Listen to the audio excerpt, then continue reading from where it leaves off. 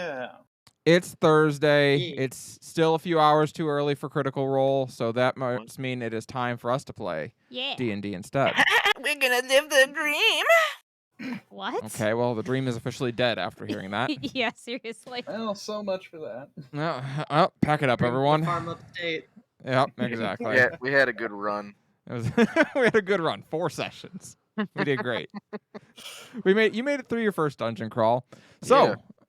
on that note, last time, the party dove into the depths of the mines of Mina's Reach, finding them to be incredibly unpleasant in just about every way you can possibly imagine. Whether it be oozing rat monsters, temples or shrines to goddesses that are not worshipped in the party, a ghost that possessed one of the players but didn't really do anything about it for quite a while, instead just choosing to watch and learn, all the way to a giant purple worm showing up and throwing up 3 devil dogs for you all to fight. Nothing was Devil particularly dog. great down in the mines of Mina's Reach. However, you were able to defeat the devil dogs. You killed the imp who was wielding a purple orb that seemed to perhaps summon up that worm in some way. Probably not. Melody attempted to pick up the orb, and it exploded in her face and sent her flying back across the area, and she is currently unconscious. And your ally, or perhaps ally, Carmen, chose to swan dive down the wormhole after the worm, rather than risk being arrested going back up with you. But you were all able to hit level 4. And have all now started to make your way out of the mines. And fortunately, these mines now feel much more at peace. There still is that lingering sense of something bad happened here at some point, but not like it was. It's no longer an active malevolence. It is now much more passive. And as you emerge from the mines and back into Mina's Reach, you can immediately feel the difference in the air. The sun is high in the sky as you emerge in the early afternoon, and that sense of darkness even in daylight has mostly passed. The scent of death and decay no longer hangs quite so heavy in the air, although it is still a lingering presence because there's a lot of dug-up graves and burning bodies. The most noticeable difference, though, is the sound as you emerge. Celebrations fill the air coming from your left as you look towards the triage area. Wounds have begun to close, and finally people seem to be on the mend for the first time in weeks. So, you emerge from the mines, and I do have yes. on the way out of the mines, I will lay my hands on those with pornophilia, whichever you called it. Yes, with porphyric exsanguination. Yes. Yes, With also known as pornophilia. yeah, with hyper By those who are not trained in tension medicine. pornophilia, and I Yeah. will lay my hands on them. I will spend 5 points each, 10 total. Do you ask in consent? That's a good question. No, Should it's I not. really- It's a very simple question. You should absolutely That's a be excellent asking consent. question. That's If not- you're going to that's lay your not- hands on them, you should ask consent. No, but that's not what you asked. You didn't ask what I should do. You asked what I did. I asked what you did do. That's true. And that's great. So yes, Sir Varys will roll for what is my knowledge feminism? Your knowledge feminism, I will Yeah. say, for you, go ahead and make an intelligence roll at disadvantage. Okay. No, but Sir Varys will say, verily heart ye, but he'll say it like in a way that's like less weird. Yeah. If they will that I can cure Is them. there a way that's less weird? Yeah. Well, I tell you that I can cure you of your pornography if you let me touch you. I point to Spoken like a priest. I point to Melody before also outstretching my hand. I appreciate your assistance, Sir Varys. All right. I will lay my hand in all the appropriate areas, like the shoulder, I Lower outstretched back? my hand. We can really just- lower back. Nope, No. nope. We're not going there. So I will put it on the top of both of your hands, and I will channel the power of the actual gods through it. So pretty hip. And you do. It costs you 5 lay on hands each, but you are Yep. able to cure both Melody and Rialta of porphyric exsanguination. You two may both remove that from your sheet. Nice. As you emerge back into Mina's Reach, waiting for you there is Lieutenant Raynor, who is basically right where he left you. You're not certain if he didn't move at all. Like, you would assume he had stuff that he had to go do at some point, but he is waiting for you there. And he looks... Hey, here comes Optimus dipshit. He looks very pleased to see you. And as you approach, he kind of puts his arms up in greeting and says, "Well, I need not ask whether you were successful." A simple look around would answer that. Oh, good. Seems things have taken effect already up here. Indeed. For the first time since we got here, people in the triage area are actually, well, their wounds are staying closed. They are healing and getting better.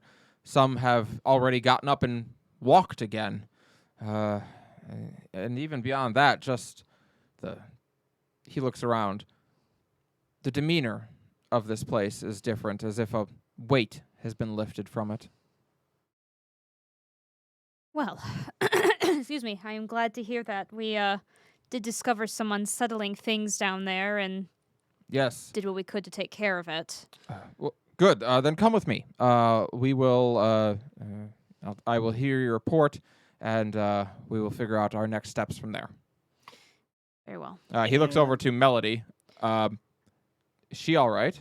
She's just unconscious, but what happened to her is something we will need to explain. Sorry. I just be all right. Just unconscious. so no. Very well. Well, come along. The foreman's house will have a bed that we can lay her down in. We're a humble folk. A 3-man will suffice. Of course, Sir Varus. We will rename the position to the 3-man. Thank you. He's like, I don't know. And he looks at the dia on Naduir and is just like, yeah, that seems about right. And then he'll turn and start leading you. What does he do, Cal? Does he turn into a fucking truck and drive away? What's he do? He does not. He just turns and walks away with you. Probably wanted leads to. you. I mean, he probably did want to. But that was not his major technoprosthesis, so he cannot. So he leads you to one of the houses that you saw where many of them had been burned. A couple of them do still stand, mostly housing the guards that were staying here. However, there is one that is has a sign on the front of it, a little placard next to the door that says Foreman's Residence. You enter, and standing inside is a dwarf of average height with a thick, stocky build and a long red beard. And Lieutenant Raynor bows his head politely. He says, this is Coral Redmane. Coral, these are a group of adventurers that have been sent from Mina's Grove. They're the ones who have, we are here to find out exactly what happened in the mines, but it seems they have righted things. The dwarf looks up and seems to take the measure of all of you before nodding. Well then, if it is you who we have to thank for righting the mines, then you are always welcome in my home. And he calls for a round of ale to be brought out. You're not sure who he called to, nor where the ale is going to come from, because this place certainly does not look like it has a bar in it, but... He just shouts ale. He basically just shouts, ale for our guests! Lieutenant Raynor does not seem to think anything of it, though. Okay. But indeed, you are all invited into the foreman's home. Good. Our companion here is in need of rest. Yes. Of course. And he leads you over into the living room, or a sitting room, where there is a long, sprawled-out couch that you're able to... It's even big enough for Melody, who is a sizable Dragonborn lady. Lay her down. Mm-hmm. Melody, yeah, you're unconscious. And it sucks. Like, you got your shit, like, rocked for a moment there. And as you're unconscious, the visions that you're seeing, the things that you see in your mind are unpleasant. Are you gonna give me another fucking dream? I'm not going to give you another dream. I'm just going to give you a general idea of what you're seeing. You Okay. see legions of monsters. You don't know what they are. You've not seen things like these before. They are bipedal. They do walk on two legs. They stand. They have horns. They kind of resemble tieflings, but then you think it's a little racist to think that because they don't really resemble tieflings. But if you were to compare them to someone in your party, Caldana would probably be the closest. Racist. It kind of is. But they are malevolent. They have tattoos and different symbols all over their body, and as they talk, the words that come out sound more like hisses and dull undulations. They don't sound good, but these are the visions that you see, these things, as if standing for inspection. As Melody rests, the rest of the party is allowed to make their report to Coral Redmayne and to Lieutenant Raynor, who both are eager to hear what you have to say.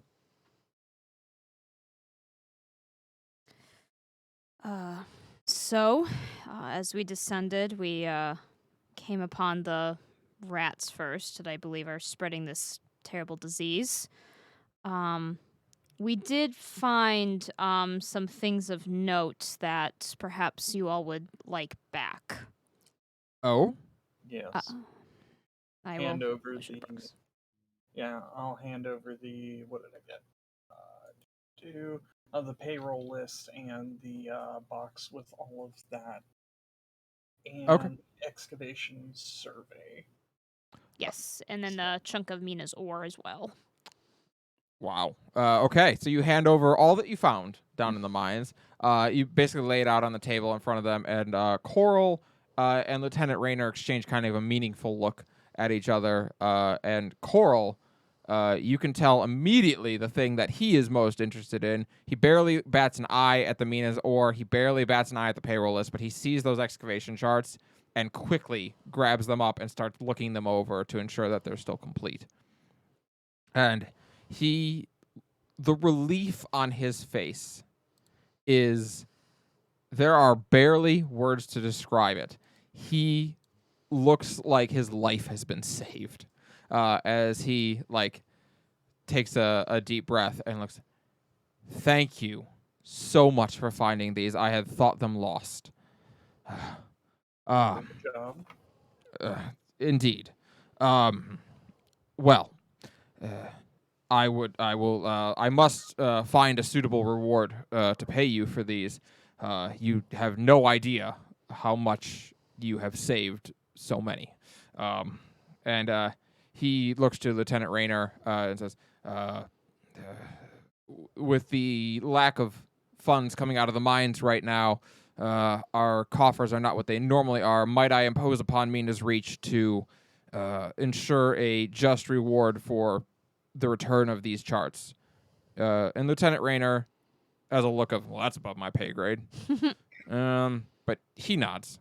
I will ensure that Captain Sagelin reimburses you whatever you choose to reward them with.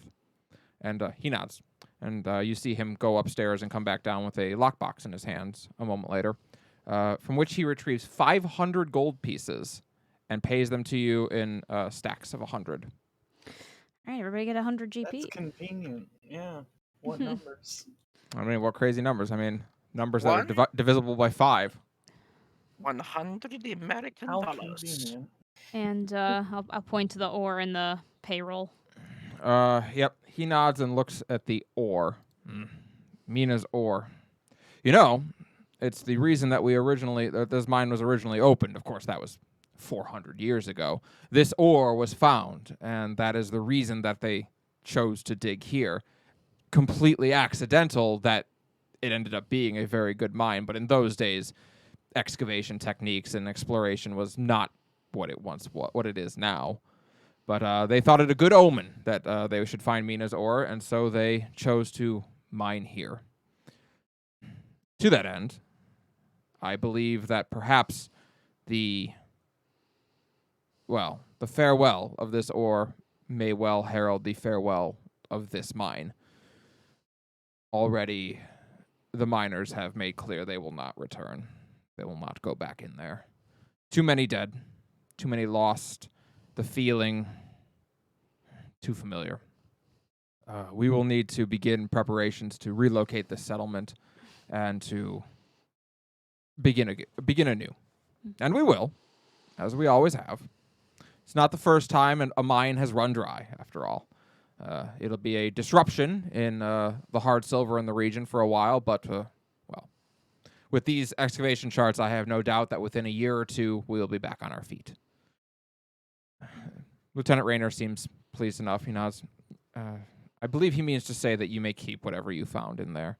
The payrolls that you've recovered have already been paid out to the people through the stock, through the treasury here. So, whatever you found, you may keep. All right, another 60 each. 60 gups. Yep. 60 gold each. I wanted to get my calculator because now there are more than 3 numbers. Jesus. As Coral is explaining that you can all keep this stuff, he's like, it's almost like someone probably should have just said that before you went down. I'm sure future quest givers will be more specific about that. Developers commentary. Yeah. All is well.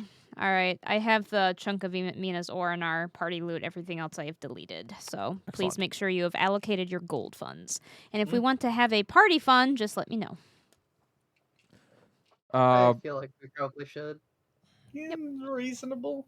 We can talk about after how much we want to donate to the party hold or something. Yeah. When I have finally reached my full plate. Sure. as you're That's right. as you're dividing up your rewards, a knock is heard at the door behind you. The door is still open, showing the midday sun. And standing in the doorway is a girl. She has short brown hair hanging just around her jawline, blue eyes. She looks exhausted, like she's been crying a lot. And she All right. knocks. I'm sorry. Are you the ones who went down into the mines? Lieutenant Rayner turns and looks at her and frowns. Penelope. A moment. Who had the ring?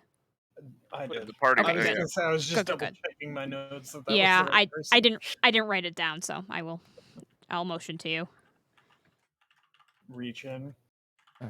Sadly, the worst happened, but it seemed appropriate to give this to you.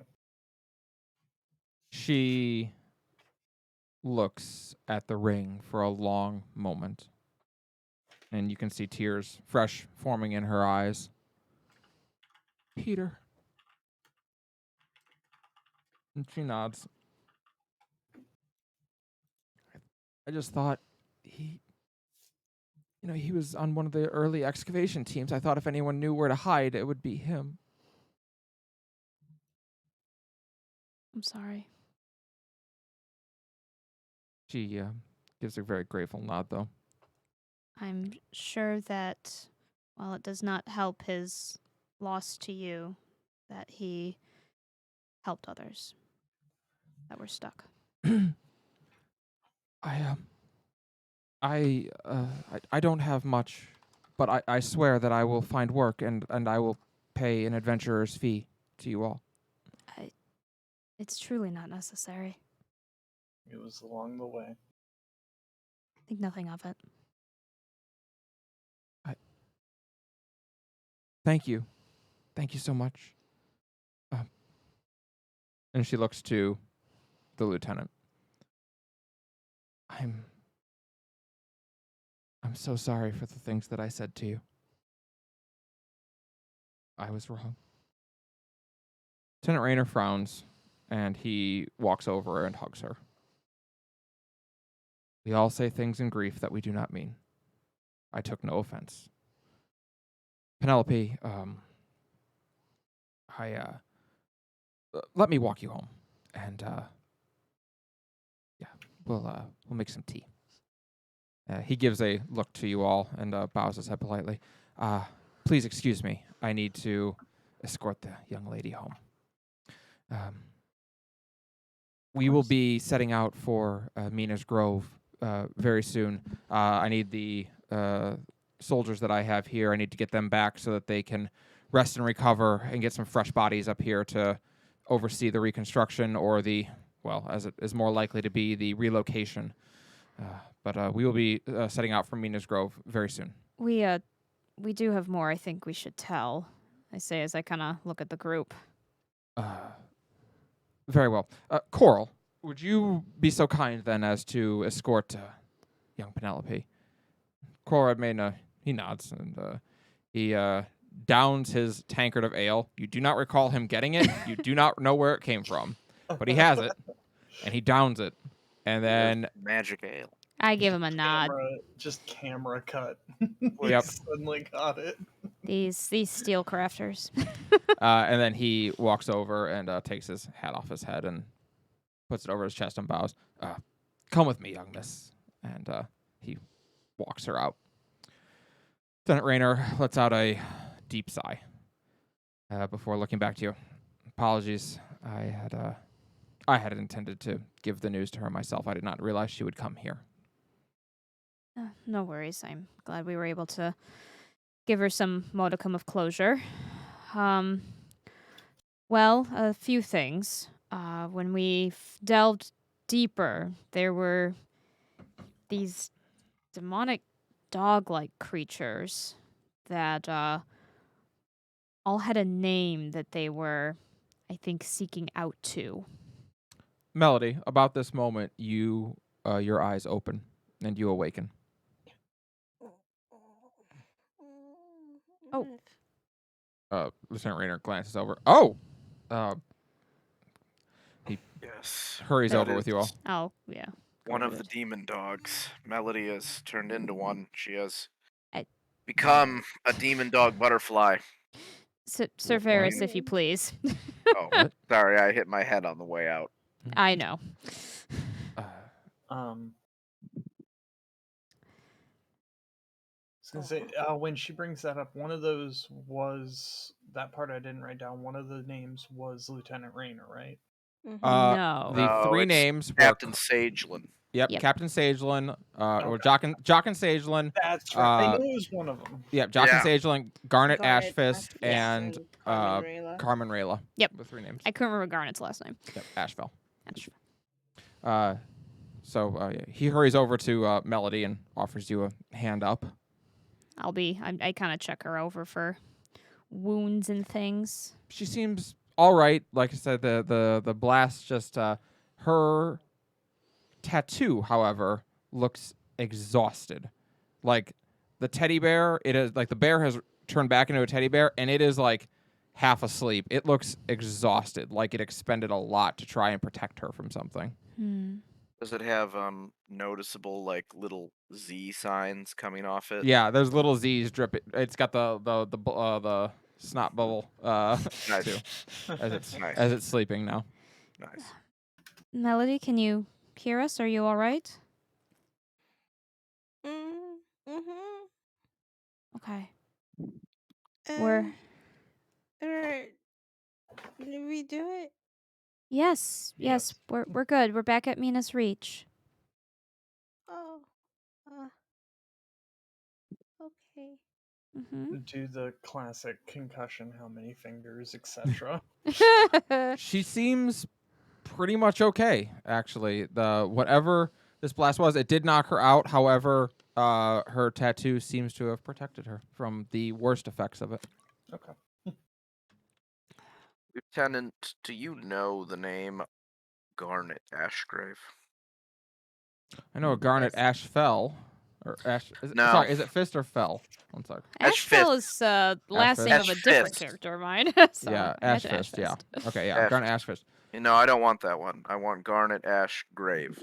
I do not know a Garnet Ashgrave. Who is Garnet about- Ashfist? What about Garnet, the other one you said, Ashfist? Do you know that one? I do. Yeah. Garnet Ashfist is the the leader of Mina's Grove. She's the mayor there. Hmm. Interesting. That is strange. So these 3 dogs had names of people I think they were targeting. Garnet was such one of them, which I suppose makes sense. Captain Jockin. Captain also Jockin, town. which I guess makes sense, and Carmen, which I less understand. Lieutenant Rayner seems to blink. Indeed, one of these things is not like the other. Agreed. Indeed, if you wished to, say, destabilize Mina's Grove, the captain of the guard and the mayor of the city would not be terrible targets. That would certainly throw things into a bit of chaos. Carmen Rayla, however, is a very strange target. I Where- mean, there are plenty of people who hold a grudge against her, I'm certain. Where is she? Oh, Yeah. indeed. Yes. She, I'm sorry to say that. This is quite embarrassing, actually. She, relieved herself of our care And this morning. found us. No, We I. knew I She went to know. you. Yes. She- Yes. Yeah.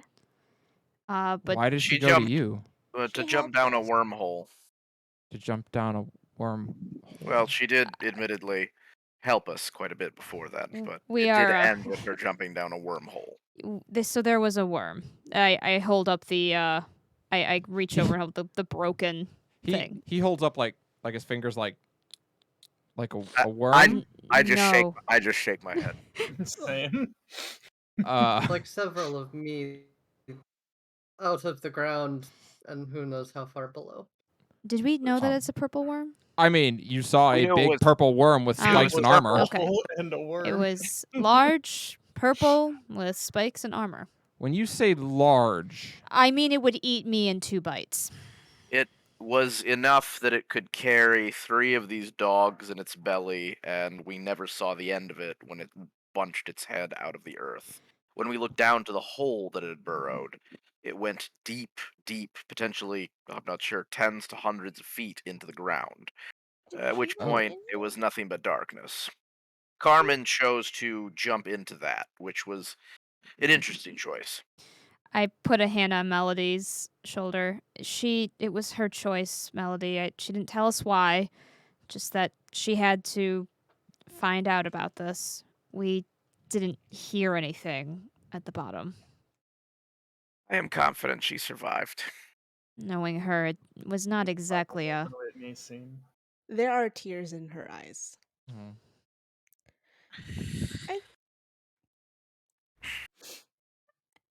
I'm sure we'll see her again, kid. I didn't get to say goodbye. Oh. I'm sorry. Well, That's She made sure to thank you, I think. She did. She said she made sure to thank you. Told you where her home was in Right. Mina's Grove, and said you were welcome to use it. And she said make sure you take care of Melody. That's what it was, yeah. I will relay this to her. That's unfair. I know. She shouldn't be thanking me. She should. I don't think she would agree with that.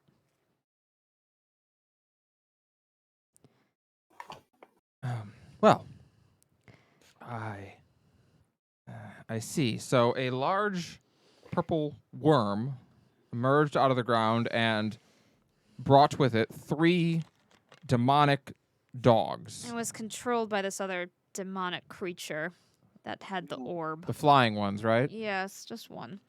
Just one. One. Interesting. You will likely need to blast it shut. We had to open the doors in order to leave. What were the if you state of want- them? Could they be Well, closed right. again?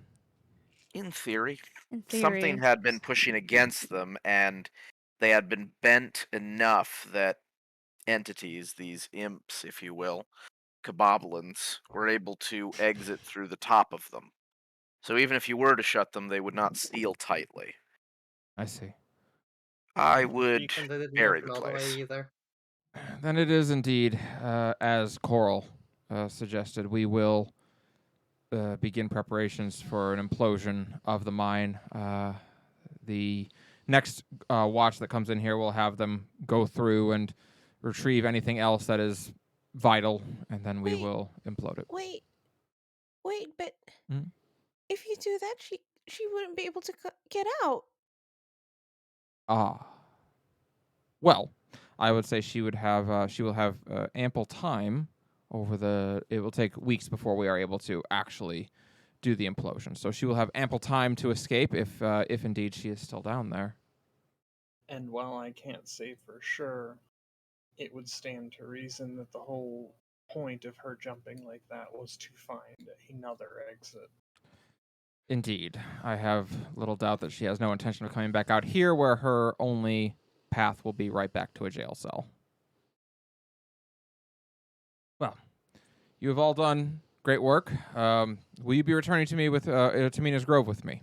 I believe so. I wanted to offer any healing services to the people here if that was still necessary. Well, I'm sure the triage area could use some We some can uh stay some to work. assist, but we do have other business in the area. Oh, very well. Where do you go next? I could point you in the right direction. All right. Thank you for reminding me, Brooks. Yeah. That was what, 3 days west of Mina's On the, Grove, I thought it we were was. told? Yep, Well, 3 days. it's like It's north of here. it is. It's north of here, 3 days west of Minas Grove, because you guys are southwest of Minas Grove right now. He thinks about that for a moment. 3 days west of Minas Grove would put you in the area of the Sarah Forest, Lake Celia. Abandoned. Do we pass through Mina's Grove as we approach there? No, the most direct route would be straight north out of Minas Reach. You would there's not much of a road, but it's also not difficult countryside. You could probably make it in 2 days walk. If we get you all, in 4 days walk. If we get you all horses, though, 2 days walk. I would think. I will need to meet you all there. Very well. I have to go to Mina's Grove first. For Research. I think I may have some idea as to what we witnessed and its larger implications. But I won't know if I don't have access to the bookstore. Very well. Then I will arrange for you to accompany me back to Minas Grove. It's just a day's ride down the main road, and from there you could take a horse to, again, Lake Celia. I presume the only thing out near the Lake Celia area would be New Alcana, and well, no one's been there for a very long time. Cerberus, would you like an accompanying person to help you with said research? Unnecessary. What I'm looking for is I can't specific. believe I'm the one saying this, but maybe we shouldn't split up. You can make it to the area faster if you don't wait for me. Yes, but we don't know what we're going to find there either. Indeed. how urgent I will is that? say. I will say the timing would work out very close. The rest of you could rest the night here and set out in the morning, and you would probably arrive at a cinematically appropriate time to when Cerberus would arrive. Very Once well. the logistics are in universe explained, that Yeah. would make sense. We can Fair spend enough. that time helping out with the triage here. Indeed. Very well then.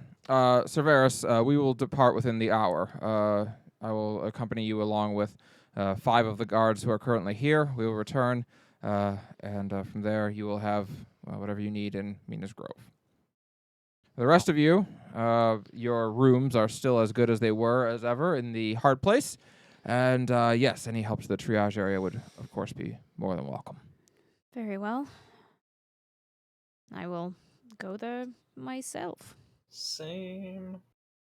I will also tag along and try to help.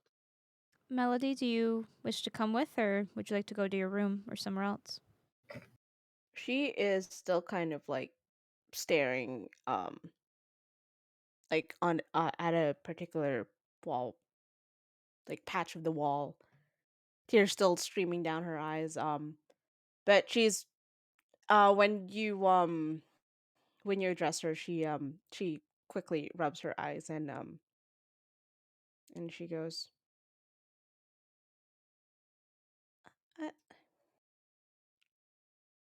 I'll come help.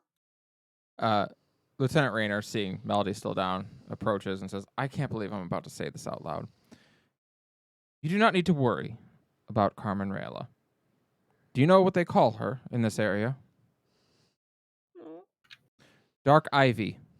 Because no matter how much of it you tear out, no matter how much of it you think you've gotten rid of, she always comes back. And she always tends to claim what you most wish to protect. So, if there is one thing, if you are concerned for her well-being, well, there are many in this area who'd be thrilled for her not to return, but never have we been so lucky. Even if she jumped down a hole, because I know that hole is. She one time, this is some years ago, and I'm not supposed to talk about it, but she one time stole, priceless. They would call it priceless. Looked like junk to me. A priceless artifact from the tieflings of Lockheed's Haven. It is not easy to get into Lockheed's Haven, nor to get out with something they value. I promise you, if anyone survived that fall, she did.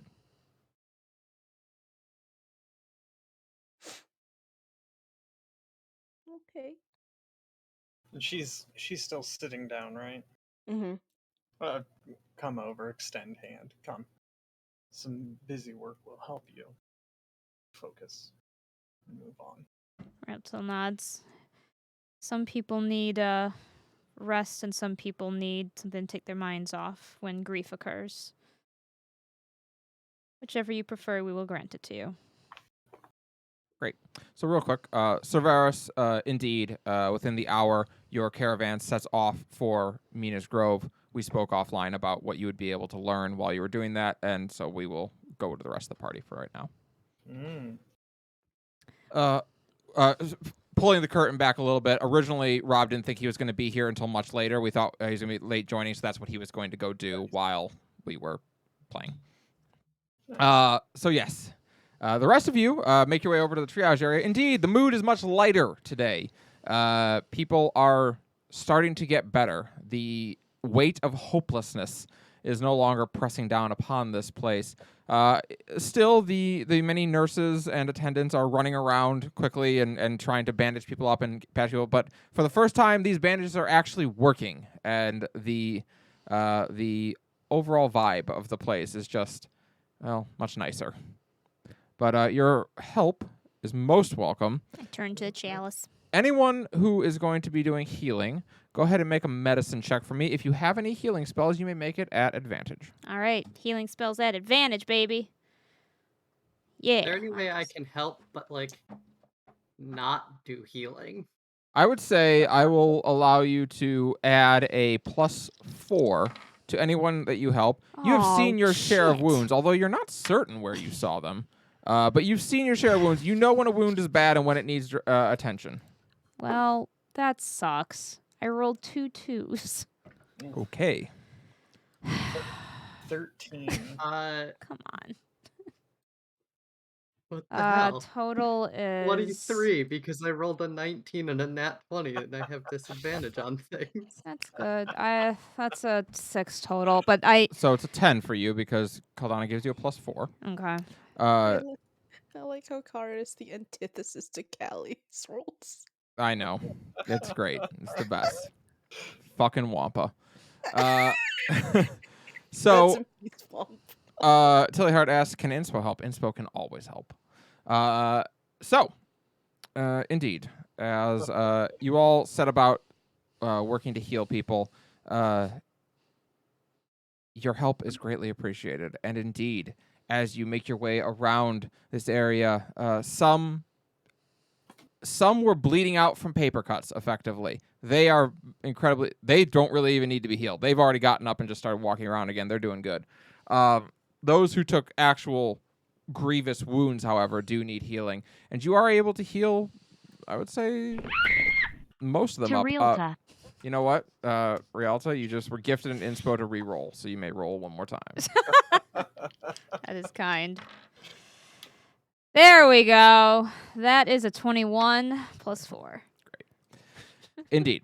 You make your way around, and some of the people who have some of the deepest wounds, one of them has 3 long, jagged cut marks down over their chest that go very deep. You're surprised they survived as long as they did. They, let alone with wounds that couldn't stop bleeding. But you are able to place a hand over their chest, and your magic sews up those wounds, drawing the edges back together. And they sit up, shocked, as they are alive. You spend most of the day doing this. And while very few have any money to give you, many try to. Many do try to give you what money they have, mostly some spare silvers, a gold every now and then. And you can let me know if you accept it or not. No. Nope. Then you assure them that it is not necessary, and you know that in your mind they will need it, as the relocation to a new mine is going to basically destroy their job security for the next year or so until they are able to start working again. But they will. Many of them have already committed to helping to build wherever Mina's Reach goes next, and supposedly there's a lot of support to keep the name as well. And still call it Mina's Reach wherever they end up. Oh, Dark Flux with the 5 tier 1 gift subs. I think I can probably take a guess as to where those are all going, but would you care to let us know where the info goes?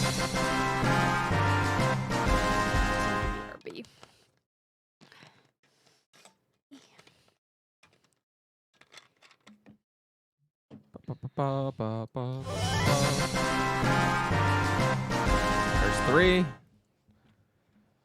By the way, congratulations to Akuji, XIV, Ninja Brandon, Nell, Celestian, Noobzor, and Kami Blade for the on getting those gift subs.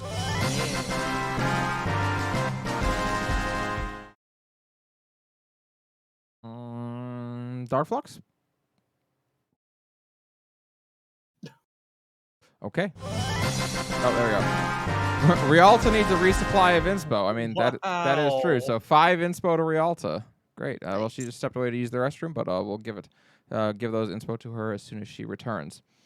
But yeah, so you work throughout the day, helping treat as many as you can, and by the end of the day, by the end of this long day of work, of again working in triage areas is never easy. You see a lot of gore, viscera, a lot of suffering, but now that you're able to actually help it, it's a lot more doable. They bid you, the nurses of the area, all bow very low before you all and grant you a great thank you. It's around this time the sun has begun to set. The curfew has been lifted, so you're not required to go back to the hard place if you do not wish to, but the sun has begun to go down, and people do seem to be retiring around this time. No, the inn seems like a good time. Yeah, Caldana looks like she's literally falling asleep on her feet. The inn is a good time. For the first time since you've been here, the hard place is booming, with people celebrating the crisis being over, but also remembering those lost and preparing for the closure of the mine. There's a determination among the people here that this will not be the end of them. And even as people are reconciling of people that they've lost in this incident, they are also, celebrating that they've survived it and that life will go on in some fashion. You have not seen this building so busy since you got here. Most tables are taken, not all of them. There are still tables available if you'd like to sit down. But Karina is hauling ass around trying to keep up with the sudden influx of customers and none of her waitresses being here because she hasn't needed them for almost a month. Rialta, you were given 5 inspo by Dark Flux. Oh, that's very kind of you. Thank you. So, what do you do as you enter this now very bustling inn? Well, it seems place is ripe for celebration. Music is also playing as you enter. A guitar is being played by a man on the stage. He's a man in his mid-40s, you would probably guess, and he seems to be very much enjoying strumming at his guitar for a crowd that is much more lively than his prior crowds have been. Melody, you recognize him immediately as Raj. And the expression on her face is still is one that's conflicted because on the one hand she's happy to see Raj. On the other hand, still kind of bummed out about learning what happened to Carmen. Sure. But Raj notices you as you pass by, and he gives you a polite nod and smile as he continues to play. Melody kind of like waves. So, what all do you do? Or Kaldan, I presume you're going to bed, or I mean, she's gonna eat first. Yeah. So she's still around for a little bit. well, needless to say, you are not charged for food or drink this evening. And Karina lets you know as much. You have, ironically, you have both saved and damned her business as the area is going to be closing and she will have to relocate. However, the people will still be there, and that is all that matters. When she comes over, I'm going to offer my help to bus tables, ferry food. The look on her face can only be described as akin to anyone who gives you a fetch quest in Final Fantasy XIV at this point. You are someone who has saved this city, and she does not want to ask you to bus tables. As she looks Melody- very Melody will embarrassed. insist. Very well. Thank you. Sure. Yeah. Just she's trying to think like the least effort thing she can ask you to do. Well, you could. Perhaps she could play some music. Oh. Yes. That would be perfectly. Yes, that would be wonderful if you could would play. I'm sure Raj would appreciate a break. He's been playing for the last 5 hours. Oh, okay. She smiles very gratefully and curtsies as she continues to shift around. She does take each of your orders, telling you that there is a special this evening that has not been very easily accessed, but as there's celebration afoot, she has decided to break out the remaining stocks of salted pork. And so there is a pork stew that has been created out of that is supposed to be quite good. Mhm.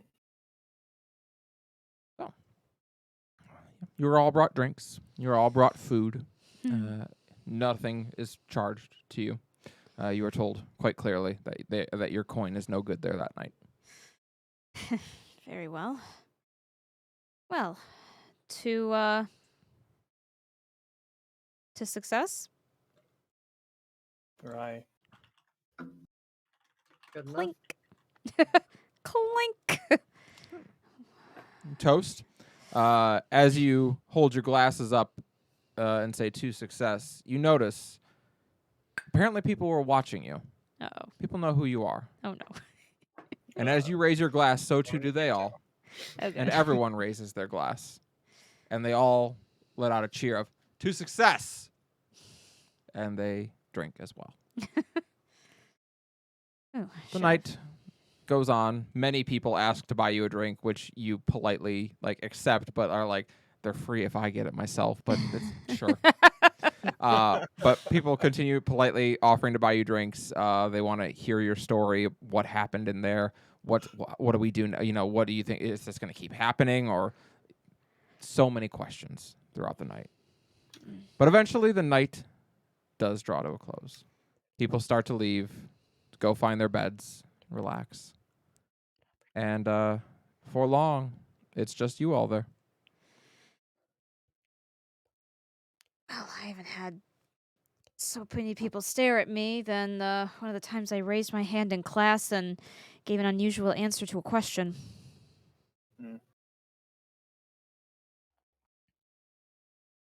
It's certainly awkward, uncomfortable. Well, the three of us are not exactly the most social of people. I am guessing. She kind of peers at the two of you, unless I am mistaken. Aldana's kind of doing that thing where, like, every couple of minutes her head kind of drops down and then she sits back up. Karina's over at the bar counting the day's take. She looks very pleased. It has been a minute since business has been this good. Caldana, if you wish to go to sleep, you may. No one's stopping you. Fine. Waiting for someone? What? Waiting for someone? No? Wasn't sure if there was another reason you would push yourself to such exhaustion limits. Yeah, why not rest? Yeah, may as well enjoy the night. Are there windows in here? There are Okay. two windows on either side of the doors leading in. Looks very dark outside. Yeah, of Well, I believe I'm done for the evening. course. Your rooms have been cleaned and prepared for you. You Wait. get the feeling they were given a little extra love, probably. Wait, before we before we retire for the evening, Mm-hmm. Melody's gonna come back. You performed for the duration of the evening. Go ahead and make a performance check for me.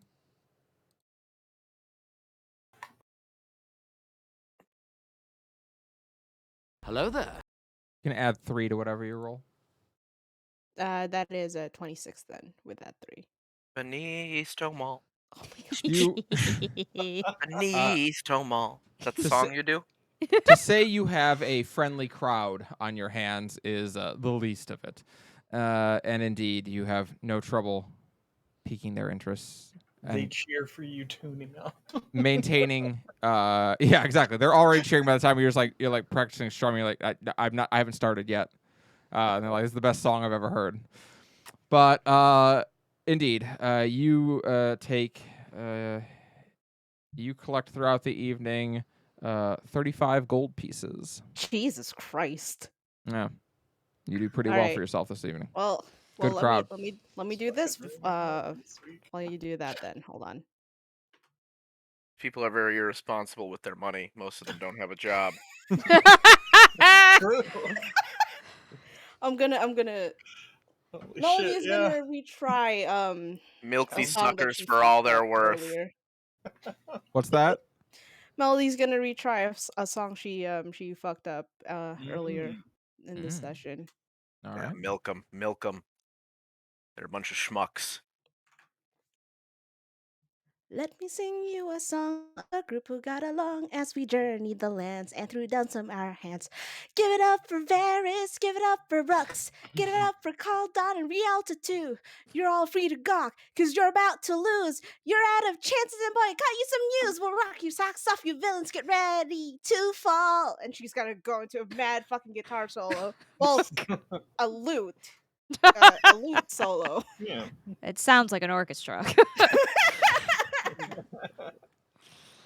One day, we will be famous, and that will be a theme song that someone makes for us. Exactly. Yeah. There we go. We got cat jams all over the place right now. But as she as she comes back to the as she comes back to the table, she has a tankard with her. And she sits down and not in the usual very self-conscious about her size scoot into the seat. No, she just like flat out just like plants herself in the booth and just kind of like slam the tankard down and go, you guys are great. Oh no. Oh no. Karina calls over. You didn't mention yourself in the song. I was about to say the same. I'm working on it. I was Fair the enough. one who sang it. I usually don't include myself in my song. Eh. I feel like you Well, should for this one at least.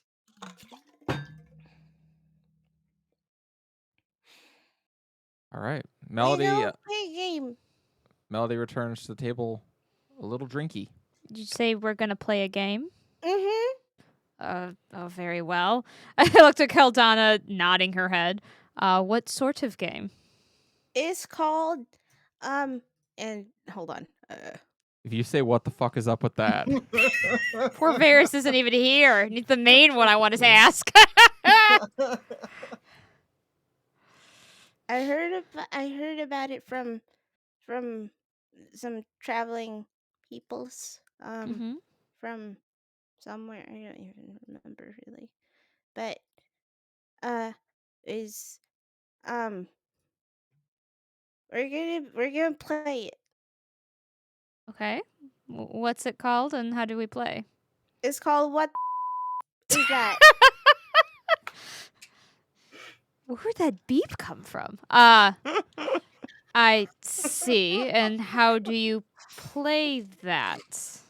Well, okay, so we're gonna ask questions with the people and and then we're gonna the person gets to answer it, and then afterwards they get to ask another person a question, and every time we do it we gotta say what the is that, and it's like um and we do it until everyone gets asked and everyone uh asks a question.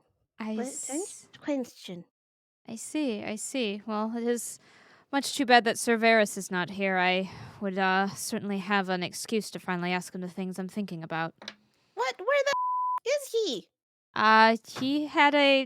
He had some business to attend to in Minas Grove and said he would meet us at our next destination. Were you not there for that part? Watch your profanity. No, I think I was. When did he do that? Before we came to this tavern. you were upset about. Your mind was preoccupied at the time. Oh. Somewhere on a horse in the middle of the night, Sir Varys is sneezing. Sir Varys, by now you've actually made it back to Minas Grove, although it's very late, so you'll probably start your research in the morning. He looks to one of the guards as he prepares to leave, and he goes, "You ever get the feeling that, never mind."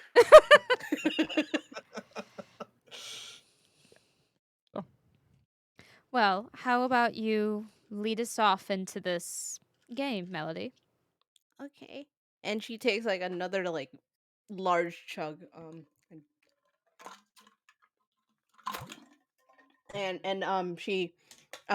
she looks at well look is a very strong word for this. She kind of like gives Caldana the side eye and go, Okay. Everyone's got a tattoo, but yours is the only one that likes to hurt you. Which suits. That's kind of up. Don't do that. It hurts people.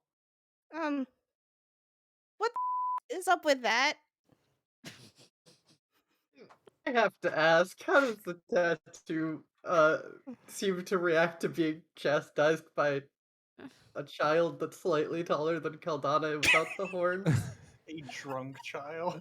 The tattoo, your tattoo, like your phoenix had just been kind of like fluttering on your shoulder for a while, and then it, like upon being like blatantly called out, it just like dives back down under your armor.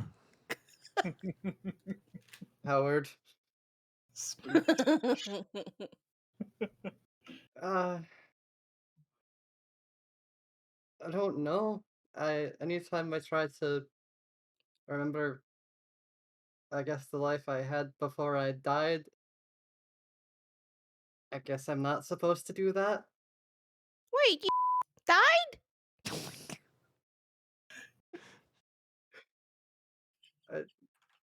I feel like we've been over this. Not with I thought Melody. that I, th- I thought that was it was like a figurative dying, like you were born again Oh. or something like that. Oh no, I fell. Oh, I fell a long ways. I'm not laughing at real life. I'm just laughing the way you're saying that. So like Like, you I died. remember looking up, and that hole was tiny, and I fell through that. Yes, you did. You died. Yeah, splat, died, yeah. Mm. Very uncomfortable. Do not recommend it. 0 out of 10.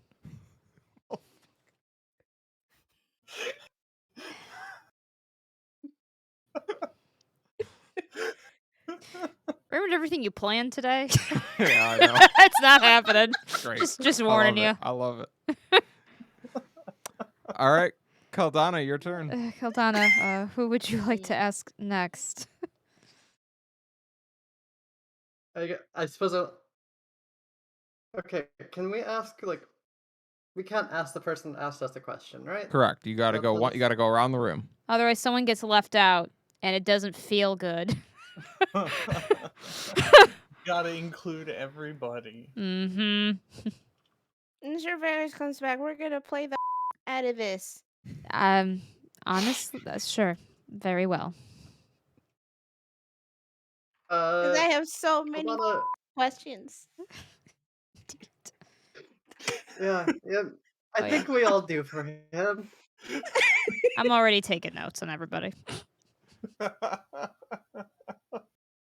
Actually, what? Real. My name is Rialta. I'm trying to. Thank you. I'm so hard trying to not get it confused with Tuesday. That That's name doesn't Viola now. exist anymore. That's I Viola changed it. By the way, you make I fun of me for know. getting mad about names. This is why I have to do it. That name doesn't exist anymore. Get it out of your head. It's gone. It's a dead Poof. name. The dead It's a name. dead Realta, Yes. Realta, you take notes on us. What the? And she's like, actively tries to figure out how Melody is making the bleeping noise. Even what the fuck is up there's with even that? like the black bar that's just across her fucking mouth every time it happens. Oh, jeez. You know, like in fucking Scott Pilgrim. To answer your question, it's quite simple, really. I'm a researcher. I'm also a teacher. My mother is the leader of the Department of Education in our area, and so I'm a researcher. I'm a curious person. I enjoy knowing things, and I enjoy learning about things. So, for me, it's important to document what I know, and my dream someday is to start making a compilation of books myself. Caldana nods along, but it's very clear, like, she has no idea what most of those words mean. Did I answer your question sufficiently? I think so. We are neighbors, know you what? and I, but I'm not sure how much you know of my people. Well, that would have been before. And we know how the bird feels about before. Indeed. Well, very well then. Brux. I don't know much of your people, I will say, but I know there are tattoos that you mark on yourselves. What is up with that? No. You gotta say the whole thing. You gotta say what is up with that. I mean, I'd prefer to just say, tell me about it, but very well. What the But it fuck doesn't is up with count. that? Well, Is that the F word? well. I love It how she is. didn't comment on Caldana dropping it. Because you did it much more naturally. Yeah, no. Yeah, Rialta doesn't swear. Well, It is our duty. It's our life story Duty. written on us, chosen before we get on with it, Mm. laid out for us. Interesting. And your duty? Or is it something you cannot share with outsiders? Irrelevant. Duty is irrelevancy. Strange. She's just writing in her notebook. All right. No longer relevant, shall we say. Oh, no longer interesting. Past Is that- secrets not willing to reveal at this time. Do you speak Uruk, Rialto? No, I don't Okay. think I do. I was gonna Is say, that why then Nibbles is like? you would literally be able to read You it. could you could just straight up read it if you spoke Yeah, Uruk. no, I don't Okay, have just checking. yeah, no. Is that why Oops. Nibbles Sorry, I isn't just- doing your tattoos? I just gave you my languages. Excuse me? Nibbles. Nibbles. And Um, and she points at your spider. I was gonna say, has it like emerged at any point? Yeah, so Nibbles is currently, as it has been over the last few, ever since you got it, has been working at, indeed, unthreading some of your tattoos and just making web out of it. Your right arm at this point, from the shoulder all the way down to the elbow, is now just a series of web tattoos. That Oh, okay. and no longer is there any writing there. Very And yeah, and you do see Nibbles is currently doing a snooze on one of the webs. Look down at it, look back over at her. I suppose so. It's as good an explanation as any I have for it. That's awesome.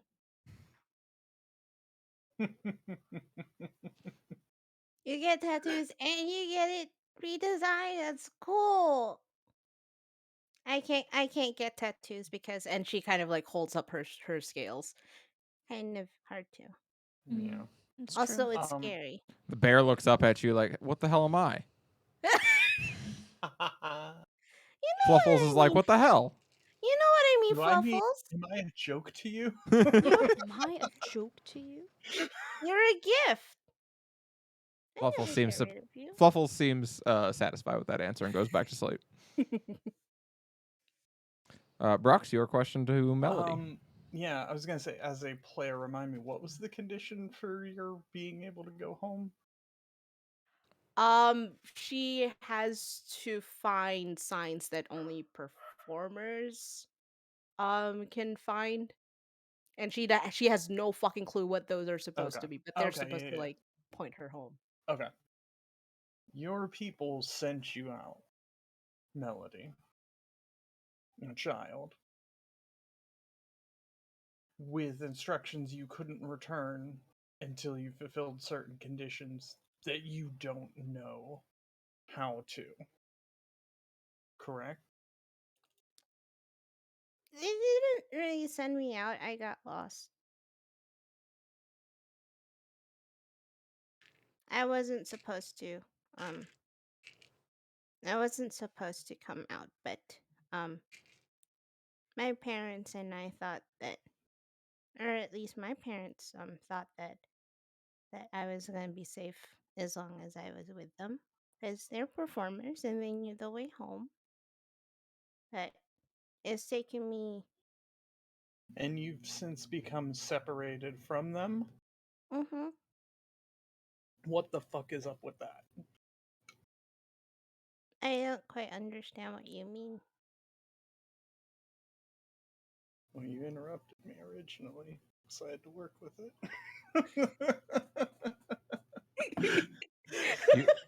You want to know how did you come to be lost effectively? Basically. Yeah. Yeah, basically. Well, I told you about the night that I watched my mom and my mama perform. So I think we were on our way home, but I got separated from them at the market. I remember I was holding Mama's hands, and then we got separated, and I couldn't find her or Mom, and I thought if I stayed there, they'd come back, they'd notice I was gone. 3 summers went by. I decided to go look for them, and it's been 7 summers since. What's everyone's passive perception? Mine is something high. I can't remember. Well, 12. There we go. I found it on the sheet. Oh, not that high, actually. 16. 16, 12, and 12. Yeah. Rialta, Yeah. you notice as this story is being told, the tankard that is in Melody's hand, you notice the liquid in it suddenly change. It takes a moment, but it kind of swirls for a moment and looks a lot like hot chocolate. I just start peering at it, confused. I do not hide that I'm looking at it. I just am. Aldana's still just staring at speech. her mug like, know who gave you that tattoo? That's not a good thing. 1,000-yard stare into your drink. Yeah, Interesting. pretty much.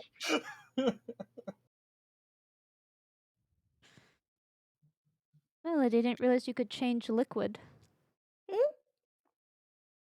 Indeed, as you look down, it is no longer ale in your tankard, but there's soft steam rising up off the hot chocolate there. Oh, You said you've been wandering 7 years, waited in that place. How old are you? And she kind of tries to count. I'm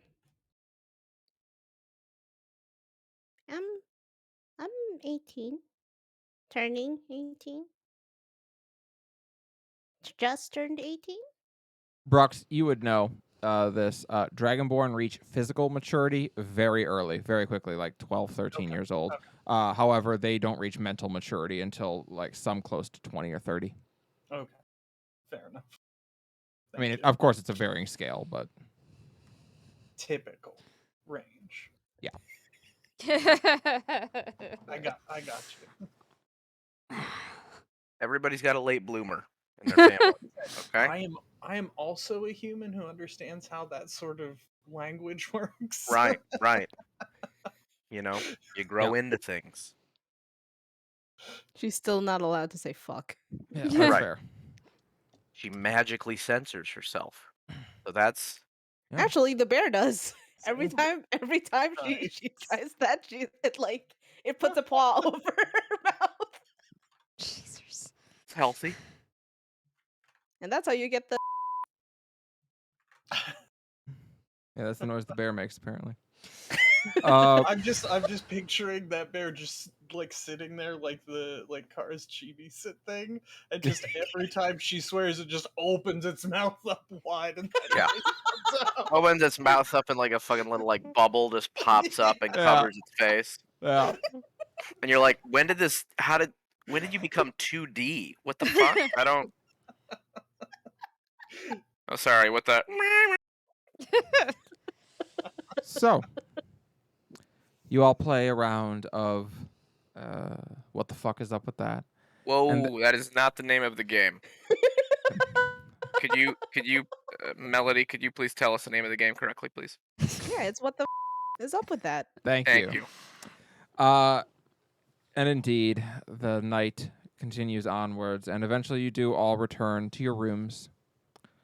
You all drift for a while, thinking about what you'd seen in the mines, and yet, as soon as you lay in your beds, those thoughts begin to leave you, and you find peaceful sleep. Except for one of you. Bless you. Brux.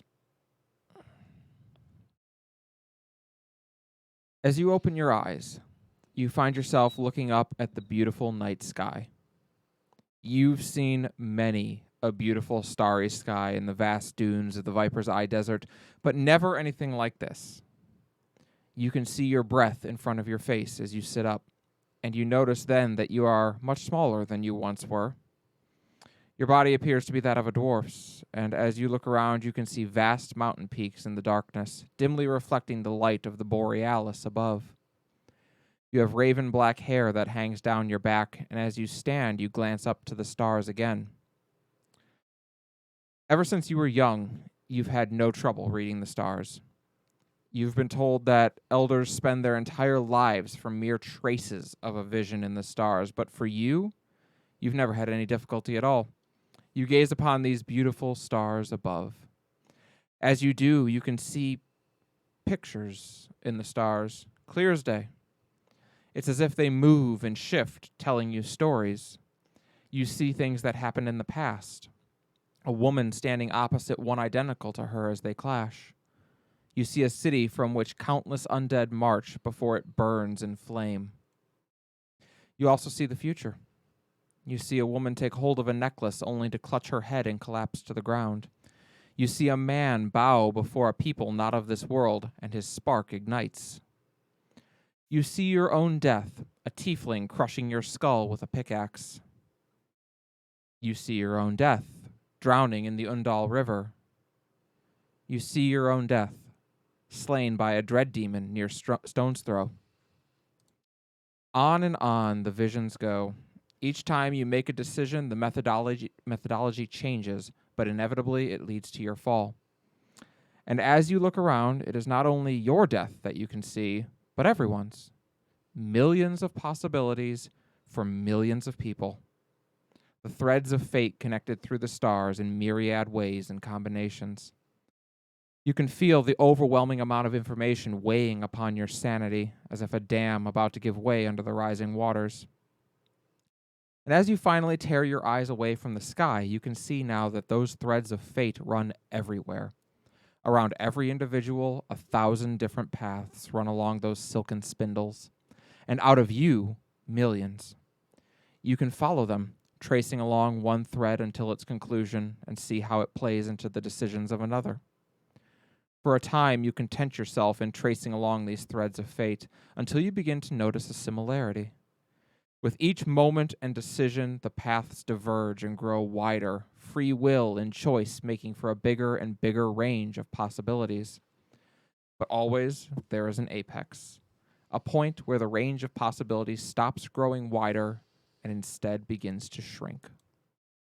It is with some horror that you finally realize the undeniable truth of what you see.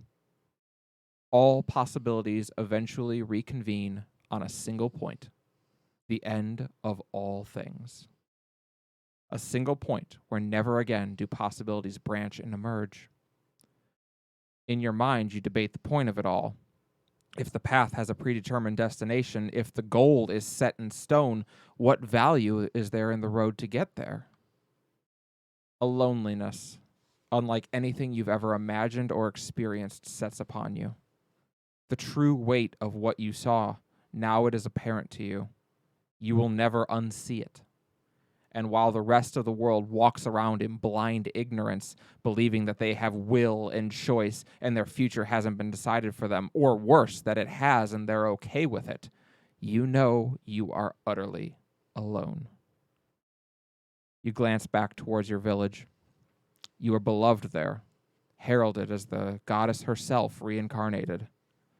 Rumor has spread all over the region of the girl who can read the stars like a book, and it is all as ash in your mouth. Turning away from the village, you walk for miles, through the wind and cold, away from the haven of Heaven's Reach Observatory, and on towards the massive sheer cliff face overlooking the moon pool. Standing now at the edge, you look down and see the beautiful shimmering moon Ceres reflecting back up at you. And silently you vow that your final kindness to this world will be to take this secret to your grave. And as you spread your arms wide, a voice suddenly rings out in your mind. Seer, prophet, child, hero, you carry a great weight upon you, seeing the end of all things.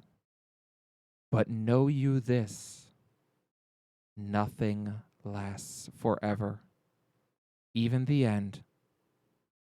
I will have need of you in the future. May you ever walk in the light. And brilliant radiance erupts out of your chest, shimmering forth from your eyes and mouth. And the millions of threads of fate wrap around you, forming a cocoon in which to comfort you. And as you emerge from this cocoon, you are a woman grown. Your eyes are deepest black, and your teeth have two sharpened fangs. You have taken a vaguely arachnid appearance, and those same threads of fate now wrap you as armor. Where once fate was your chains, it is now your shield. And as you look down, again tracing a thread as far as it can go, it's so much easier now. And with all the difficulty of breathing, you see to the end of all things and beyond. And indeed, what you see beyond is just as beautiful as what came before. And you, Talia, goddess of fate and destiny, understand at last. The path, the journey one chooses to take, is all that ever mattered. And you awaken. Fuck.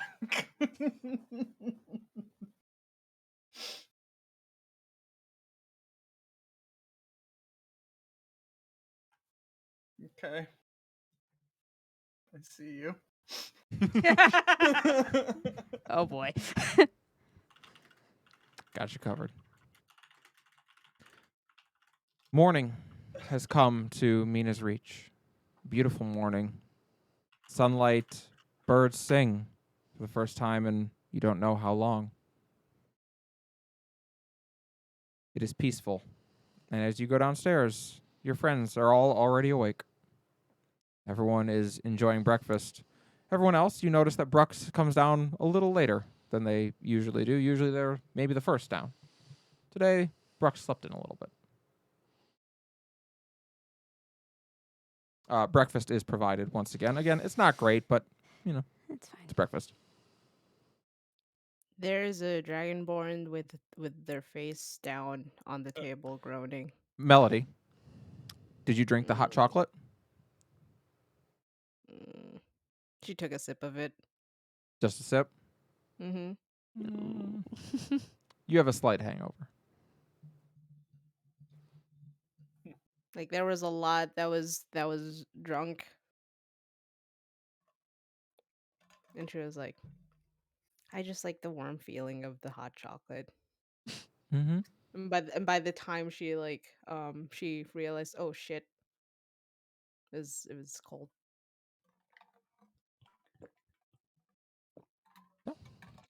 The morning is yours. It better have been the fucking matriarch, Callie. They gave you the hot chocolate. Yes, of course. Okay, It would have, if you drank the whole thing, you would have no hangover right now. nice. Mhm. Shit. Hindsight's 2020. She is always watching over you, as she promised. Sure you hydrate before you go to sleep. That's the Indeed. secret. Feeling unwell this morning, Melody?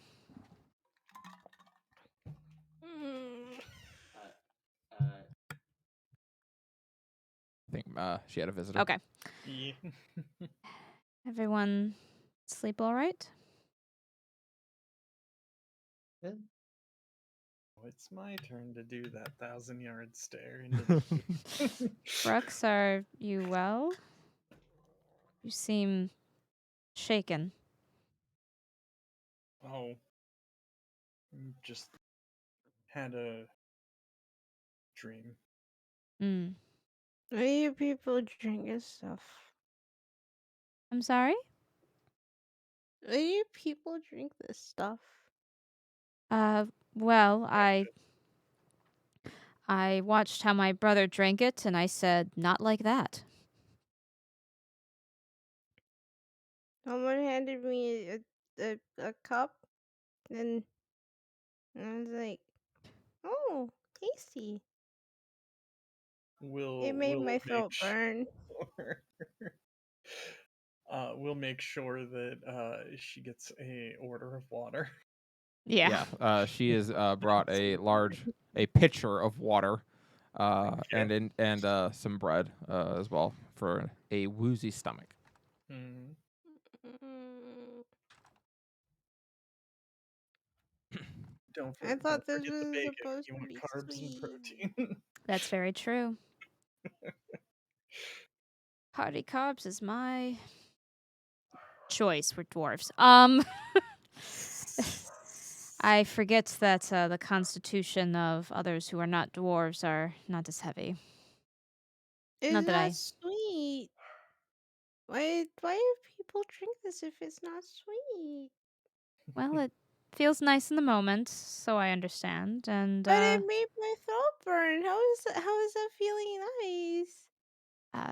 well, It's how it feels after that. Oh, I did like the warm feeling in my tummy after. Exactly.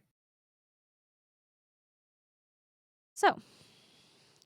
Well, we'll be sure to be mindful, I suppose, as we journey. Huh? Are we all ready to leave? Well, we have an appointment to keep with Sir Varys. We do. And he will be most lost and confused if we do not meet at the appointed time, I am certain. Oh, okay. Sir Before Varys already actually, forgot where he's supposed to go. So I knew it. Freaking knew it.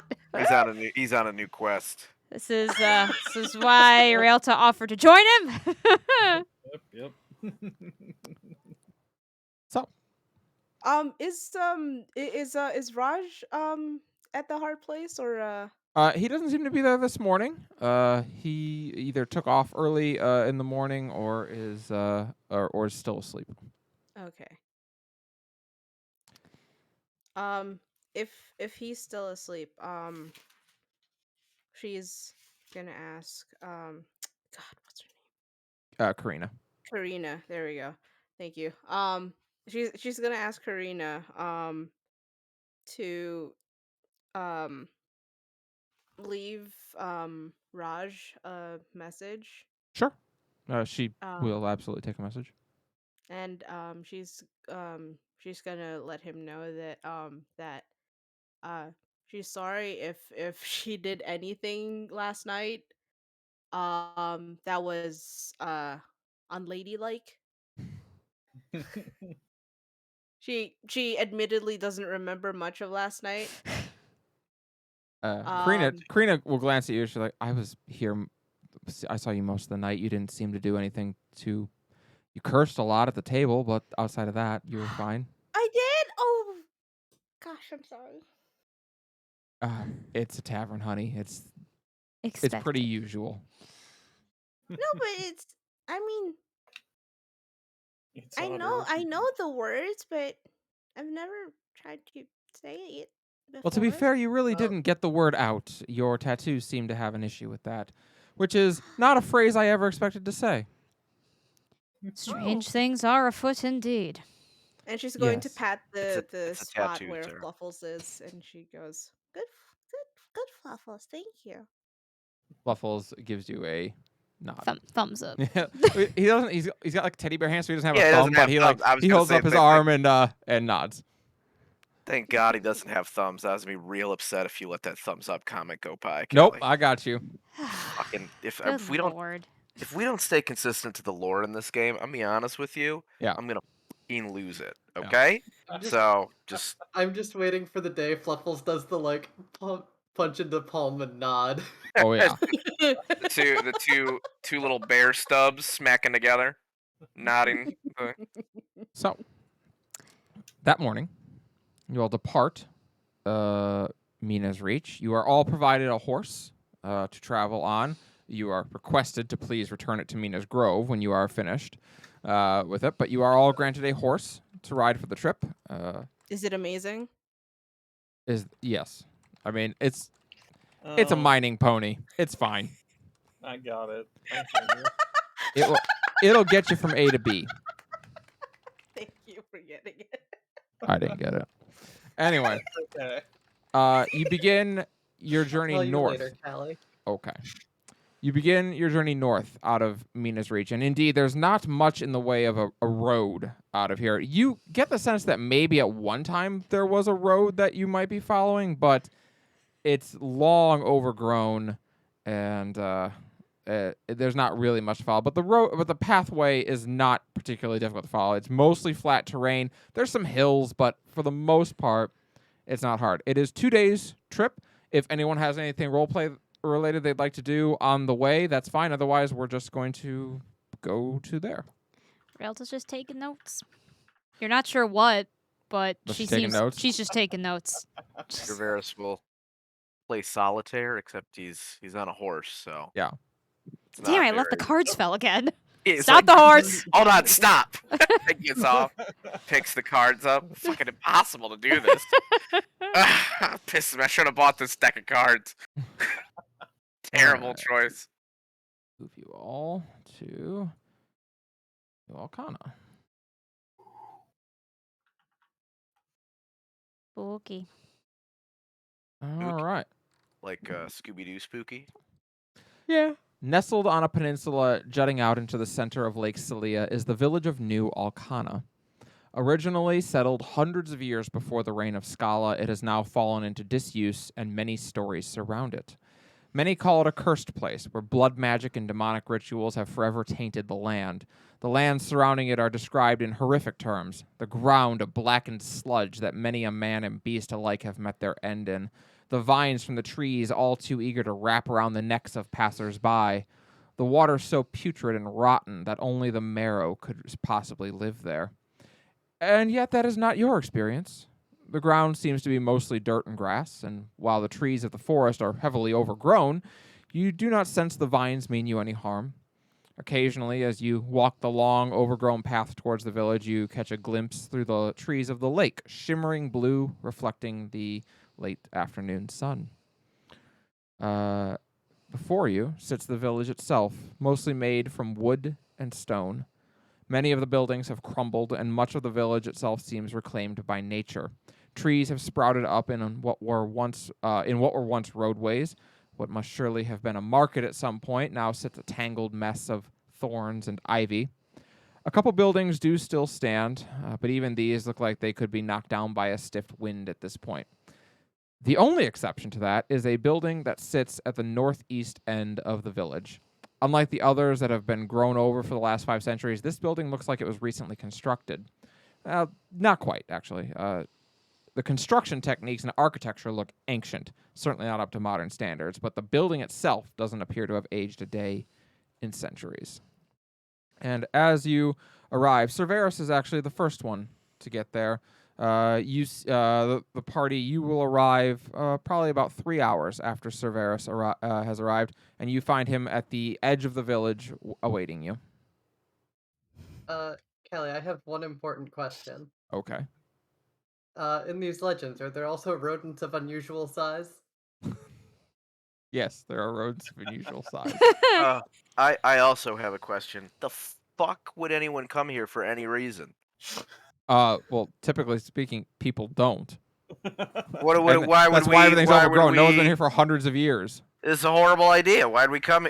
This is where the lady thinks her people went. Yes, we're Yep. following up on Well, that. then they're done.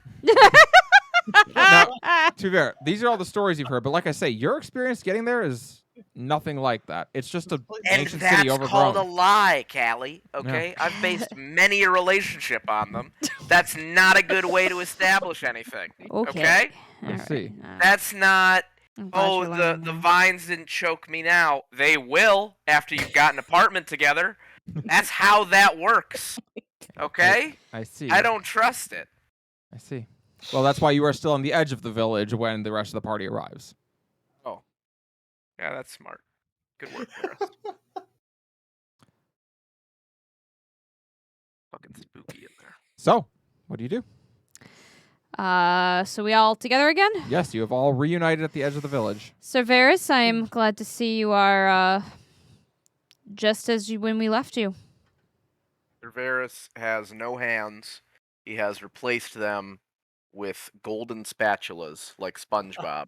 Are you a Dia on at- Asanil now?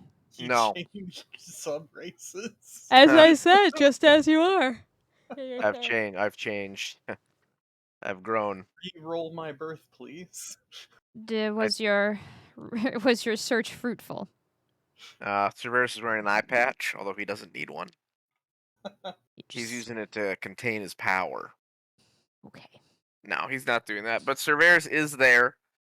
He seems not distraught, but pensive. Hmm. That's how you describe it. Like one who has held a pea in for too long. That's not And what pensive means. yes, it does. Check the dictionary. Don't though. And he Alright. he turns, sees, you made it all safe and sound then. Yes. Yes. Yourself as well. Yes, this place is rather disturbing. There are no choking vines or demon pits or blood raining from the sky. It's I'd say that bodes well, though. no. It's supposed to have all these things. So, Well, perhaps we if we- haven't activated it yet. well, let's not do that then. Indeed, let us not. Let us be careful where we stop. Could be an activation no. plate, and the rain will start pouring down blood. Cerberus I looks don't know. down It'd be fun. under his horse. You guys are better I didn't- DMs than me. I gotta write that shit down. I didn't check for an activation plate my whole way here. We Well, may that be was in trouble foolish. then. Dangerous. Well, I have news. News? Oh. Did Yeah. you get kicked out? What? Did Is that what you're waiting for us out here? Brooks laughing Oh. is actually in Did- character there. Did I? Oh no, Melody! I didn't get kicked out of the. He looks over. Abandoned town. Probably the only time in Varys' life he's ever said, "What is she talking about?" That doesn't make any sense. Now he knows how it feels. No. I was waiting at the edge of town. As I said, I don't really trust the place. It doesn't match what we've heard, and I trust the telling of tales, but that's not Hmm. what I'm thinking about. You'll Mhm. find that happens quite often. Well, what did you find Oh. out? He scratches his eyebrow while adjusting the camera. His computer. What's a computer? Cerberus Yeah, hold up. is very, very technically savvy. Mhm. I was able to discern some information about both the creature we saw, the encounter we had, and perhaps the bauble that nearly, like some melody, harmed our friends, as well as, well, the larger picture that it may be connected to. And that is? During the rain, Gala, do you all know anything about the fall of Moonbay? What do I know? Anyone who wants to can make a history check. History check. I don't think. Oh no, I do have history. But it's intelligence. Therefore, I am no good at it. That's a 6. I sure don't. Whoop. That is a 14. You think Moonbay, Brux, is a spice that you put on seafood? No, I've been there. I've hung out. You've around. actually been there a number of times. I just all right. didn't bother looking. I was too Yep. busy to go to. You're the like, museum. you're like Moonbay. Yeah, I know. Whatever. Hardly Butterfly. knew her. Rialta. Yeah. You know this. In regards to some of the more older stuff of Moonbay. Moonbay was the first city founded on this continent not by humans.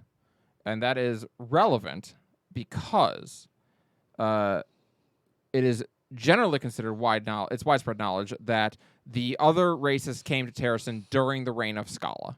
That is almost universally considered to be true. However, in an older era, the God's Grass Forest once spread through much more of the continent and actually separated off a very small portion of the continent on the eastern coast, called the Greater Angwin Coast at the time. Now it's called the Twilight Coast.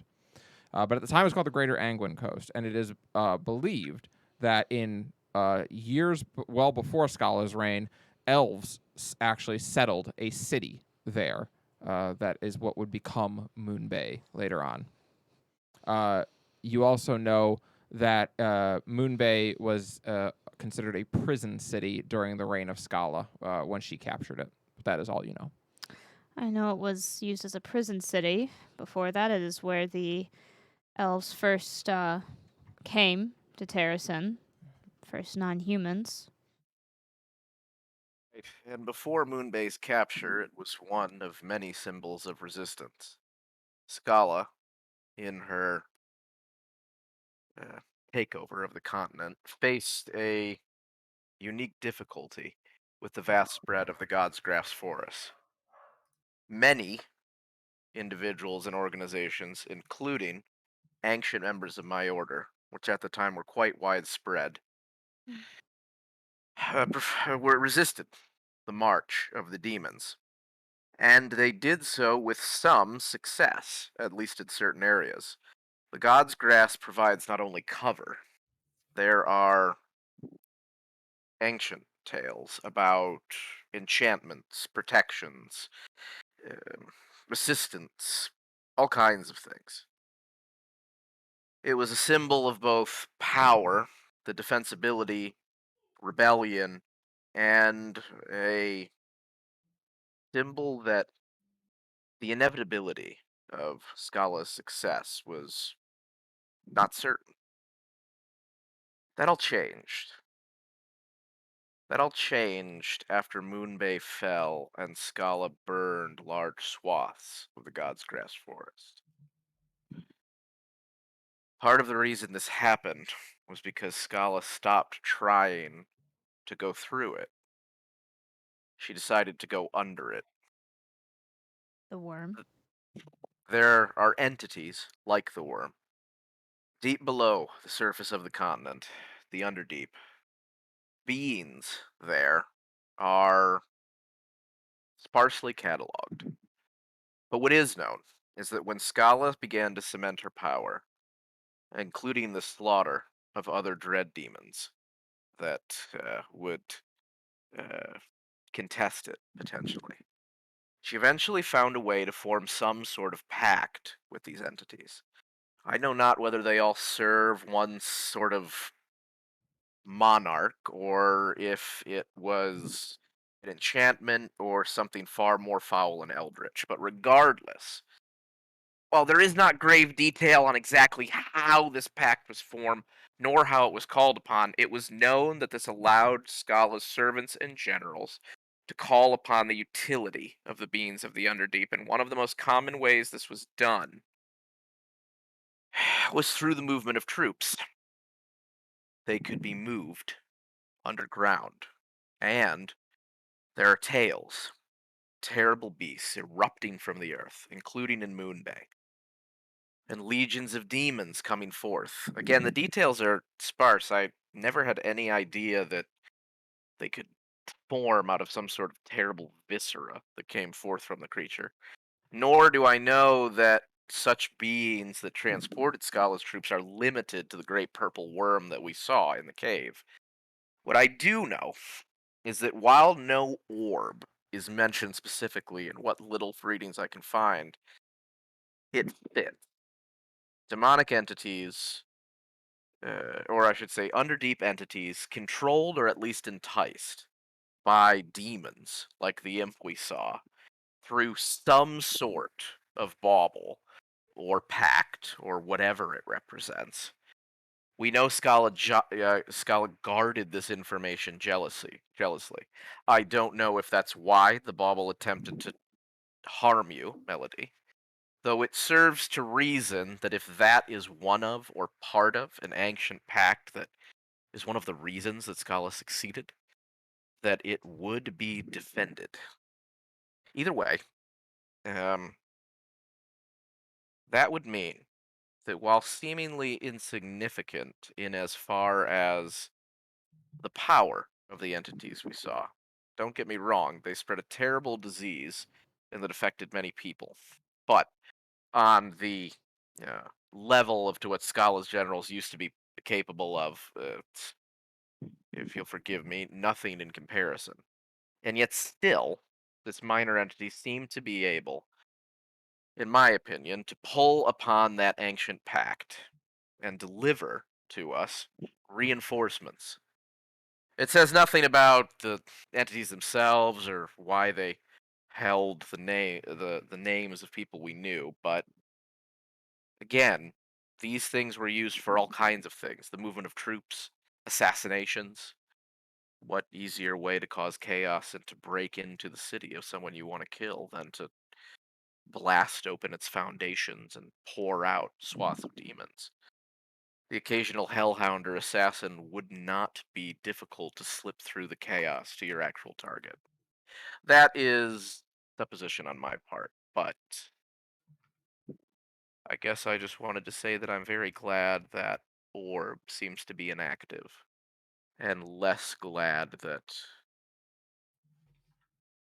that pact or the magic that empowers it still exists at all. What happens to things like the worm when the bauble is broken? I don't know. I wasn't able to find anything that noted that. Correct, Callie? You couldn't even find a mention of the bauble The or bauble, the orb, exactly. so yeah. And that's just it. I know, and the pact itself, the agreement rather, is talked to relatively often. The method, I couldn't find anything in the limited resources I had access to in the time that I did. It would be certainly something more to research. I will When say that Nibris, who I presume you were looking this up in his bookshop and with what he Yes.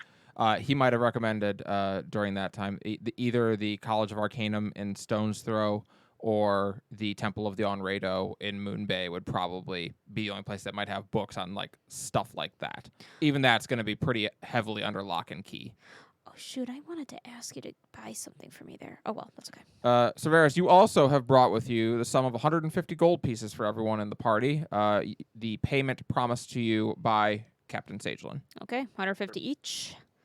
Cerberus passes it out to everyone.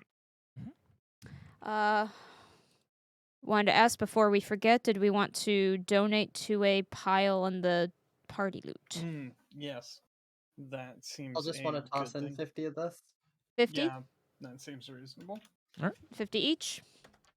Well, Is everyone tossing 50 each? Okay, so that would Cerberus be... is not tossing in 50. He explains that he apologizes, but he still needs to reach at least 750 gold pieces and the resources if he is to get the full plate commission that he asked for. Okay, So he Well, needs to then- reach that before he can do so- anything. 200 then. That's good. I am. Melody is going to donate 190. 190? Mm-hmm.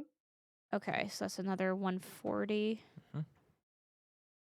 Okay, so we have 340 total in the gold treasure. Okay, Nice. Cool. So, you all have entered into this village. As I said, much of it is decaying, overgrown at this point. Some of the buildings that do still stand look like they are on their last legs, although the walls still remain strong on many of them, but the roofs have caved in on a good number. The only building that stands out, I would say, from what those all look like, is this one in the far northeast of the village.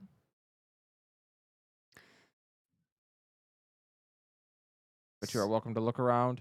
Actually, I'll just point it on the map here. Yeah, this one looks to be relatively, while the architecture is older than anything you've all ever seen, it looks like it hasn't aged. It's still fresh. Perhaps that is where those people are. Seems Um, as good a place Do you as want to any. bother looking around or head straight for the Rialto's weirdly already intact building? Rieta's already staring at a rock and drawing it and looking up. I'm sorry. My suggestion is that before we head directly to the place, we at least make a walk around, a general search, to see if we see any signs of living activity in this place for some time.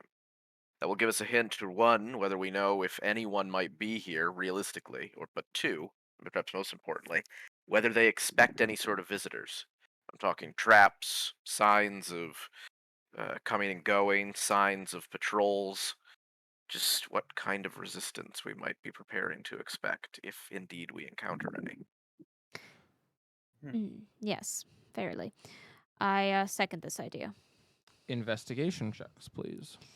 Investigation. I'm gonna use an Oh, I'm not good at inspo. that. Neither is 4. Rialta. Manage. Nice, Caldana. 4. Investigation. Caldana, after examining the area, you're pretty sure you found New Alcana. You're pretty sure it's here. There we Might be Nailed over it. there. go. That's It's a an nailed it. 11. I rolled 11. 16. Survey. So rolled 16. Samesies. So, as you look around, you notice a few things. You don't find any traps.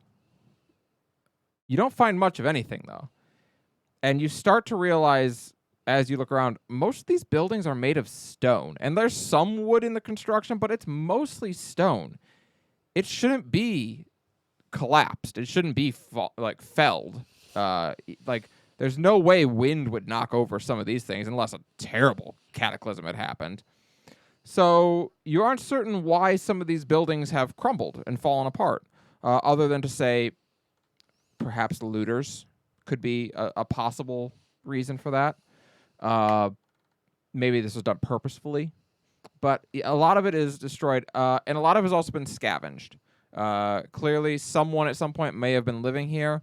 Clearly someone did. It was a village. But even within the last 100 years, maybe someone did. Nothing particularly usable at this point. It's mostly very old technology that has been overgrown for hundreds of years.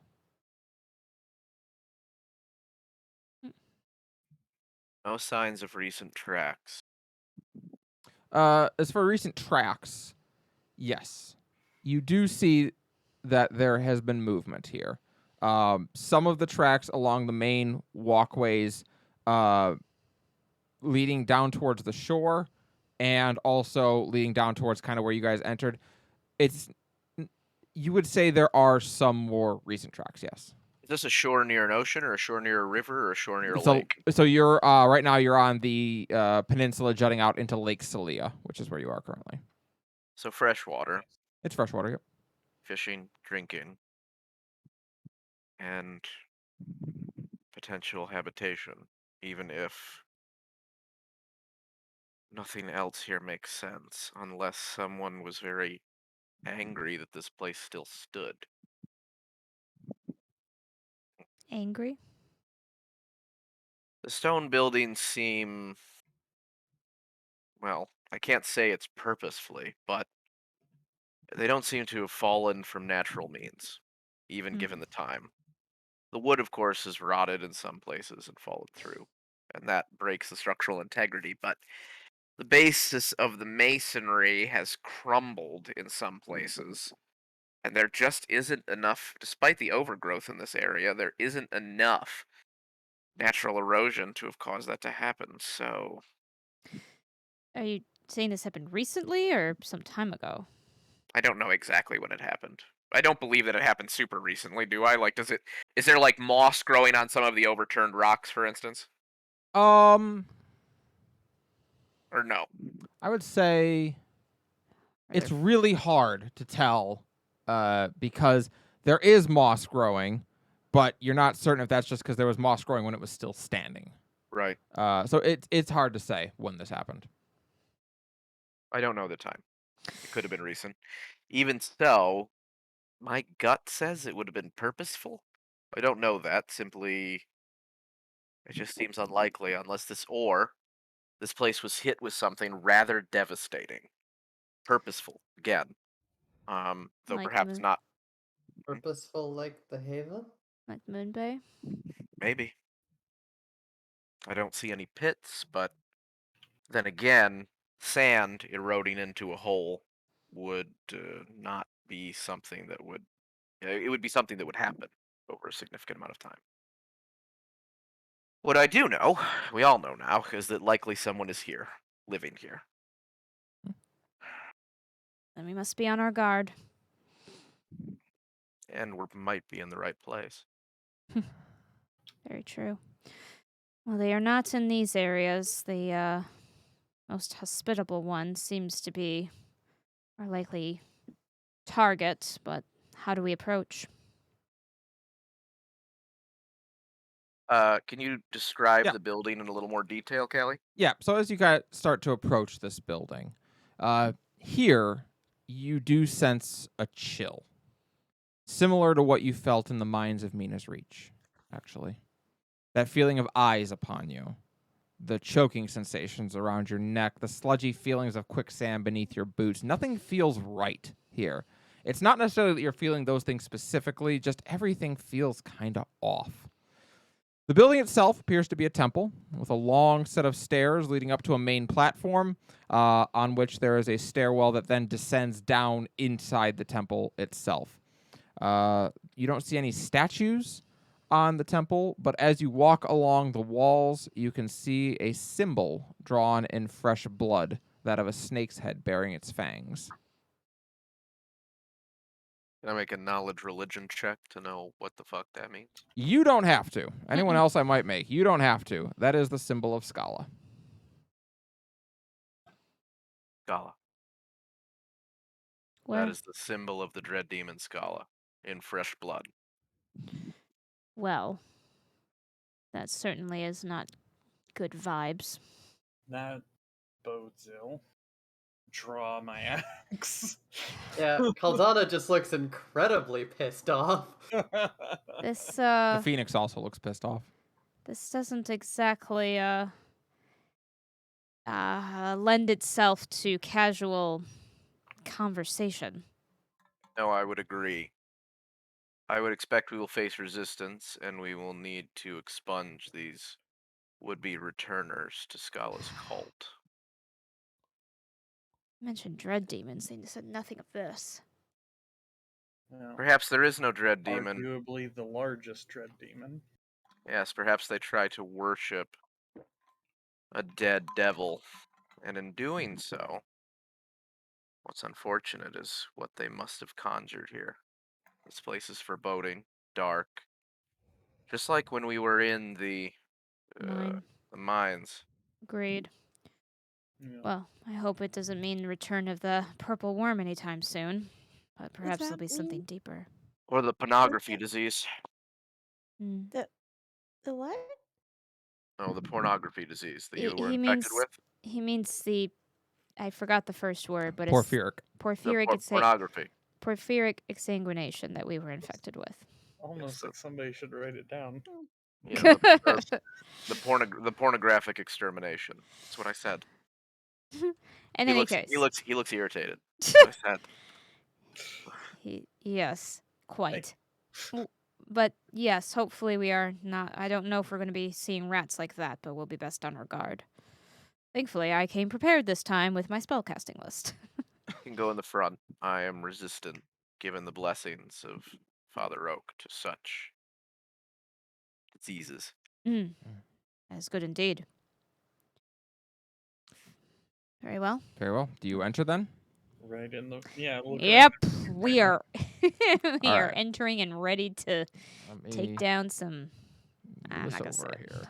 here. We are ready for an hostile welcome. We're gonna slaughter cultists that are misunderstood. Oh, I should get rid of this. Slaughter nonsense. cultists. Descending the double set of stairs down into the temple, the area is dimly lit by a number of torches. The ceilings here are high, nearly 15 feet. You find yourself in a large, mostly empty room. To your left, there seem to be relatively recently made pads that were likely used for sparring sessions. There is also a rack that has a number of wooden weapons within it.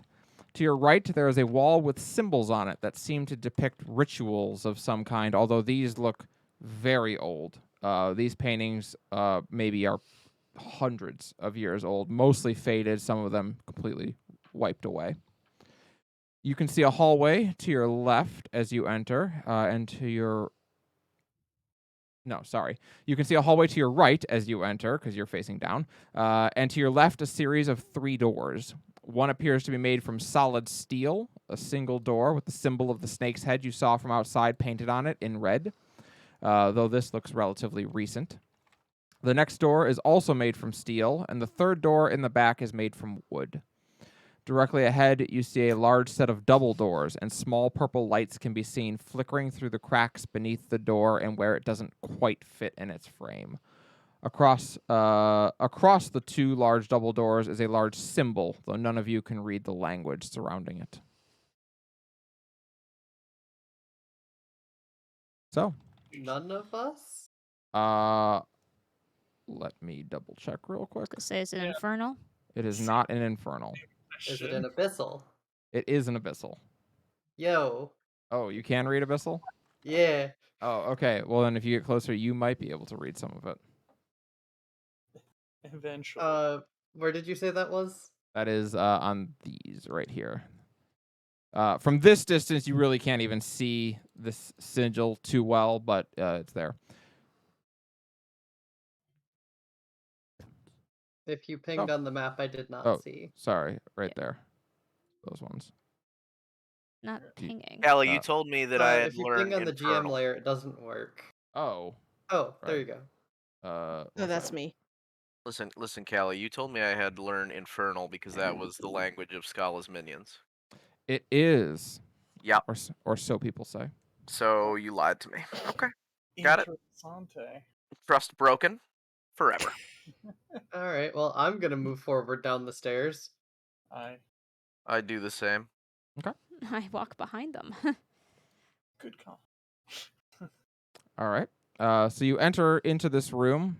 It's all seems relatively quiet. As you approach around here, you can see down this hallway there appear to be 2 doors, one on the right and one on the left. These ones don't actually have, doorways. They don't actually have doors on them.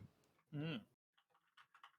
Kaldana, as you get closer to this, you can make out the words on this door. But they're really old. Like, even for Abyssal, these words are very old. And they don't necessarily make sense. They're not... It'd be like if someone spoke but put the words in the wrong order. It just doesn't quite line up with what you would expect these words to say. It doesn't make mention of demons. It doesn't make mention of Scala. It doesn't make mention of anything. If anything, it talks about desire is what these words seem to talk about. Hot. Yeah, Caldana's gonna stop, kind of like quirk her head, squint at it, like looking like what she's staring at does not make sense to her. What's it saying? Those aren't. It's That's not in the language of the Scala. That's not in the It's language like of an Scala's old- minions. dialect, but the words are all out of order. What are they? Perhaps it's a puzzle. It, to be clear, Seems like- it's not that the words are out of order. That's just the feeling that it evokes. It just, the words don't make a lot of sense for what you're seeing. Like, it's a sigil. It talks about desire, and like maybe it's referring to greed. You think yourself? Maybe it's an old word that they use to mean things that you want or that you're envious of. It's talking about desire, like I don't know, maybe greed or coveting. Be part of the ritual But of it this doesn't- old temple. Doesn't weird. And perhaps foreboding. More nonsense. Does it seem like this is like recent writing? On this door, yes, this looks very recent. So, Okay. Can you describe when you say writing?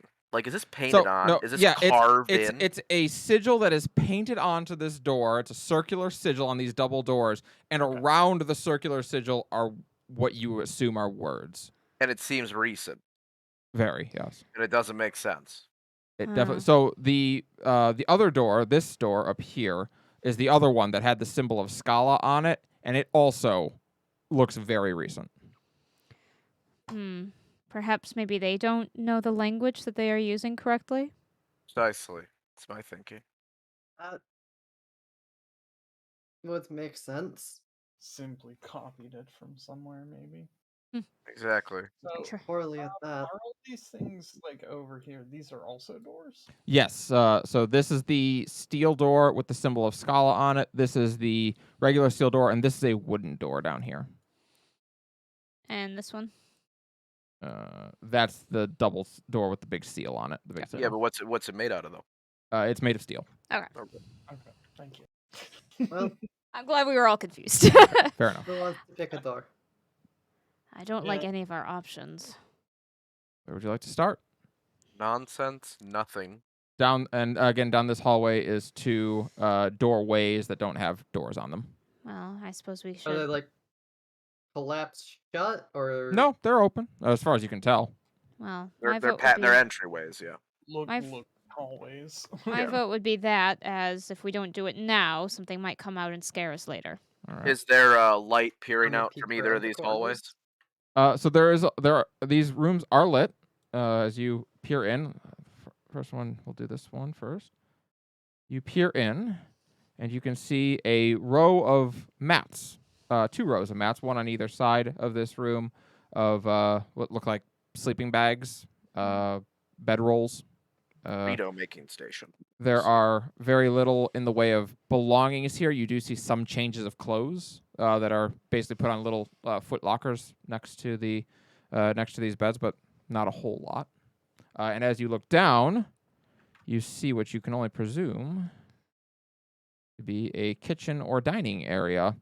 You see two long wooden tables, each of which has some containers, baskets of either fruit or bread, and two large cauldrons of water on each of them. Well, I The suppose, food looks relatively fresh. suppose even cultists need to eat. There's no Some- people in either of these rooms. These rooms appear empty at the moment. And it looks like, hey, that's that stew's on for tonight type stuff. Yeah, I mean, this looks like Okay. some of it's been eaten, so maybe this was breakfast. But Okay. They probably like to Someone's snack. Someone's definitely here. yeah, they do a munch throughout the day. Yeah, it's true that cultists Funny do that. love to snack. My order has many tales of the snacking cultists. So Reminds me of college. just sort of survey this whole wall and everything. Yes, and then the Do double we doors try- here. Do we What? check through them or through the double doors first? Oof. Do we hear any noises? Rivera's gonna Make a stick- perception check for me. Perception? Yeah, that Okay. seems like a good thing to do. Use your perception against it. Do you want one of us to do a Kale or all of us? One person for the party can make a perception check. Okay. I can do it. Okay. I vote Kelta. All right. Yeah. Melton. I will. Use Oh, your wisdom please. boner. I'm gonna spend an inspo. All right. An incel. Wow, those were awful rolls. One was a Yeah. natural 1, and the other was a Yes. 12 total. Yeah, 12 go total. 12. All right. So here's what you can hear. It is mostly quiet. However, you do hear noises coming out of the room with the double doors. You definitely do hear something going on in there, although it's difficult to discern what. You can hear voices kind of whispering. The other place that you hear noise is in here. You occasionally hear a banging sound. You occasionally even hear kind of a muffled curse. You mark it again. Which one What you're was talking on about? that door All again? right, this one. The center That's what- one. This is just the steel door. There's no symbol Yeah, on it or blank anything So like that's that. just a blank door. It's just got steel. It's the steel doors they're letting sound through. It's the sex room. Oh my God. Well, Alright. certainly not here, and maybe wait a sec for this. Yep. But You I don't hear still any other don't. sound in I here. still don't like this at all. Cerberus Well, do we raised. start with that door or the wooden one? If we don't hear any noises from anywhere else, I say we go address the cultists in the room they're making the noise from. If we have to kill them, we'll have plenty of time to see what other terrible things they're doing in the other room once they've all been sufficiently beheaded. While they're currently busy, it would behoove us to ensure that there's nothing else. I Cerberus say we seems go through disappointed. systematically. Yeah, I'd Farewell. rather not get literally stabbed in the back again. All right. Then I'll say Caldana, Brux, and Caldana and Brux, pick a room that you want to go check out. Night Do we you want to guard go on the to? backside. Okay, I was gonna say, do we want to go to that one or the wooden door? All right. Steel door first. Steel Steel the door skull was- symbol. Uh-huh. Yep, Yep. this is the one with skull symbol on it. Sounds like a bad door. It is a bad door. So, Fucking evil uh, in it. Shit. so as you approach this door, I need to know who is approaching it. I believe we've arranged ourselves, Callie.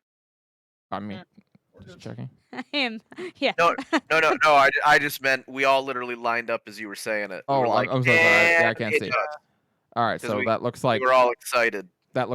Caldana to me. Then is in the middle center. That's right. Okay. Yes. It's a big door, though. We're all gonna kick it at once. Caldana, you approach this door, and something seems to shimmer for a moment, but just for a moment, and then you You can check it for magic. reach out and check the doorknob. It is locked. Oh. What? At least you wanna- pointing out Tilly that wants map? to know if you want. you You need to swap for the map. On screen. Oh, for- I'm so sorry. Oh my gosh. Callie, God. Yeah, I can't. No, I'm just kidding. Professional streamer, everyone. Yeah, professional streamer. You all don't look. Oh, jeez. I forgot about that. All right. All right. I need to put something on top. All of right. that. So, There, stop looking at the stream. I'm so tired of you. yeah, geez. So you see that the door is locked, or at least the doorknob isn't turning. What do you do? Ferris looks and goes, unsolvable. Is anyone able to unlock the door If we had a key, or other means? I don't understand. It's a steel door. We can't just kick it off its hinges. Mm. I can't help. I cannot help. Nope. Ferris goes, Not Indeed. my area of expertise. None of it. Expertise with what? Finding keys? Of a sort, the oh. Cerberus of a sort. How do are there hinges we can see or anything? The door does have hinges. Yes, Are Cerberus, they in good condition or? they seem to be in fine condition. do we not have a rogue in the party? You do not. We do not. No, we don't. Why? Have We Marvin. How dare you put a locked door in front of us when we have no rogue? don't. You are a monster. This is Well, we literally can always- unsolvable. We could try to brute force it. We You could. It All would right. create a lot of noise. Do My you suggestion. Do you need to be trained in No, you can just try it. You can but just try a dex You check. need a dex check, yeah. But don't we need locksmithing tools? You would need thieves' tools. To Wouldn't we? Need thieves or Shit. no? Could I we actually find? don't know. I would say that I would allow you to try to scavenge something to use as a lockpick. Well, Cerberus doesn't even know what a lockpick is. That sounds very illegal to him. So he is going to go back to this room and start looking to see if anybody has the key in any Which- of their belongings. Oh, Interesting. okay. And As you let me you- know when you'd like me to search. Yeah, no, you start rifling through. There is very little in the way of belongings here. Like Underwear. I say, yeah, some changes of clothes, but really not much else. Well, are there do we try the other empty door or do pins we or some There- shit? evo this? Yeah, There are no- I mean, do you want to, Colin? Do you want to try to open the or to knock the door down? Yeah. I go don't know for it. about knock it down. I was kind of going where Melody just seems to have gone of if we can pop the hinges somehow. We need a Like crowbar then, right? Something like that. Or raw strength. No, raw strength would be like Herculeanly ripping the door off its I was hinges, gonna say which that wouldn't be any different than bashing it down. Yeah, It's just that as is loud. So, It's just as forcing the door. breaking and entering. Yeah, I don't have a problem with that. I'm just saying I don't know that it's any quieter than, you know.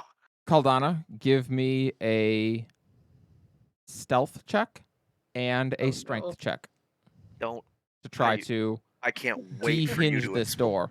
I can't wait for you to explain how you stealthily dehinge a door with your bare fucking hands. No, It's no, a no, no. Melody's got the bear. Nice. Very nice. 10 out of 10. I have the right to bear arms. Let's see. What do Melody, young lady, you can make puns when you're older. Okay, I'm gonna use my Older. last inspiration on the stealth. Okay. That's a good idea. Cerberus is still very upset there's no key in here. He doesn't understand how this room could possibly work. Are Oh, there I'm glad I pins? did, because one of those was a 4, the other one is a total of 19. So, And then I still need to do the strength. No. You want athletics for You that, or sneak just through the that door. strength? athletics. Total of 17. Damn. Not bad. Fuck So- that And door. plus 5 So, for that. So You start. You are able to see the hinges, and as you reach up, you see how the way the bolt fits down into them. Looking around, there's not really much around here to utilize, but there are occasionally something akin to a nail or a scrap of iron that you can use to just wedge in there and start hitting, which is not comfortable at all on your hands. It does not feel good. They have nails on the floor? Not nails on the floor, but there's occasionally a wrought iron spike or something. There of are that kind. shards of metal on the floor. Are there children here? Are any of these cots look children-sized? No, they do not. Okay, good, because that is incredibly unsafe, and Cerberus would be very upset. This place Eventually- isn't good at all. Eventually, both hinges are freed from the door, and you very carefully lean the door back Oh my god. and set it down. Amazing. Absolutely is- amazing. So amazing. Cerberus didn't hear it and assumes we still need the key. Yeah. He is now in the other room looking through the fruit bowl. I will go to Cerberus. The door is open. Oh, we found the key? Not exactly. Oh. I just point. Oh my Hold god. on. opening the door. That is Caldana. incredibly lucky. The door fell over. I don't think Caldana would like her arms and brute strength to be called lucky. I don't understand what you mean. Caldana, as you enter this room, it is unlike any other in the temple. It is lavishly decorated, like the quarters of belonging to a lady in a castle. A beautiful 4-poster bed is neatly made, and to your left as you enter is a bookcase. The books on this shelf look ancient, some of them possibly even before the era of Scala. Many have begun to crumble and fall apart, the pages yellowed and worn away, some beyond saving. In the far corner of the room, you see a neatly kept wardrobe and foot chest, and on a table between the vanity and wardrobe, you see a pedestal with a shimmering blue orb on it. Oh, Can that you reveal is the room? And I'm going to reveal the room now, yes. that is a terrible. I mean, we definitely have to touch that orb, but that will kill us for sure. Like that is Is instant it- death. Does it look like the orb we saw before? But the imp had? Yep. Get that right to the orb. Right to the orb. Fucking Caldana, Face wait. Do not. burst into it. Just Can you? Caldana, She has like a bag open to scoop it. he's like, without I got this touching it. fucking thing. Probably Caldana, $1 million. Already died. you look around at this side of the room, Caldana, and indeed there's a wardrobe there. There is a vanity there. And as you approach this pedestal, thinking, like, what could this be?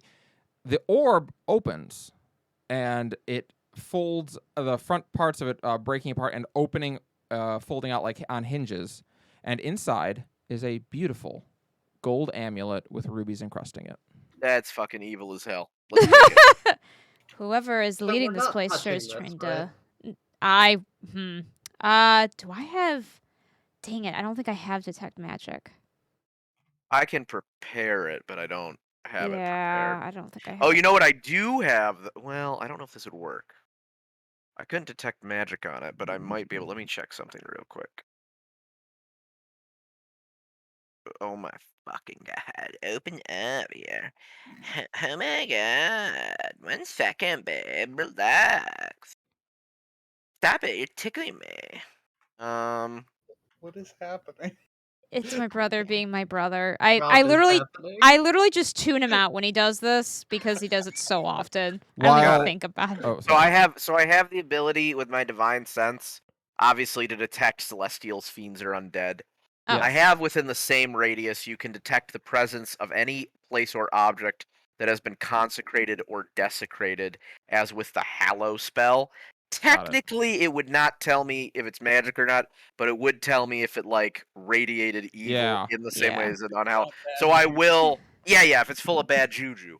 So I will use my divine sense. I'll look at it intensely with my elf eyes, and like everybody else can't hear it, but like the music that plays when someone uses the force, that's going on in the background. Let's see. I'm like, so evil. Evil? You do not sense a celestial fiend or undead within 60 feet of you. Okay, great. And you do not sense desecration or consecration in this room. I look. Sarah. Severus then goes back. This must be a pretty thing. Because obviously magic is either good or evil, guys, as far as Yes. Severus is concerned. So that is just a fancy necklace, in his opinion. Yeah. Caldana's just kind of staring at it with her bag open because she was gonna like scoop it up, thinking it was like the orb. Yeah. But Yeah, she wanted the orb, yeah. yeah, she wanted to like scoop that up and like not touch it, and then maybe we'd be able to like research it. As you've now gotten closer, you realize while it is shimmering, it's just the dim light of the room reflecting off it. It's just a glass piece. It's not actually like ethereal in any way. So then, what the fuck is? It's a fancy holder for the necklace. Indeed. Oh, Ah. do I know by looking at it? Maybe I don't like. Does it look like elven made? Because I know elves like to make fancy, pretty things. It does look like it's elvish make. Yes. Oh, I have an interest in it again. My interest is renewed. Fantastic. Are you going to take it, Caldana? Right now, Caldana's in shock. She's like, this fucking Yeah, musical Caldana's box just just like, turned "What into the a fuck?" treasure box. I will go next to her. Give me a second. I wanted to check something about my character sheet because I can never remember what I have and what I don't have. While it's happening, is there anything else in the room people want to check out? Well, I guess I'll go to the vanity because I am the enemy of vanity. I believe in humility. I see. Oh, I'm sorry. Damn it. I'm changed my mind. Is this a bookshelf? This is a bookshelf. Yes. I want to look at the bookshelf. Get out of the way. All right. I let me would- see I would like to slay the vanity, but Let me see what assuming you that is also impossible, find on the bookshelf. I will just look through it. So as you look through the vanity, you see some very old cosmetics on here. You also find a pair of diamond earrings that you sense are probably worth about 250 gold pieces.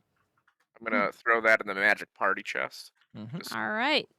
goes Diamond into earrings, the- 250. On the bookshelf, so most of these books, like I say, have really begun to wear and crumble and fall apart.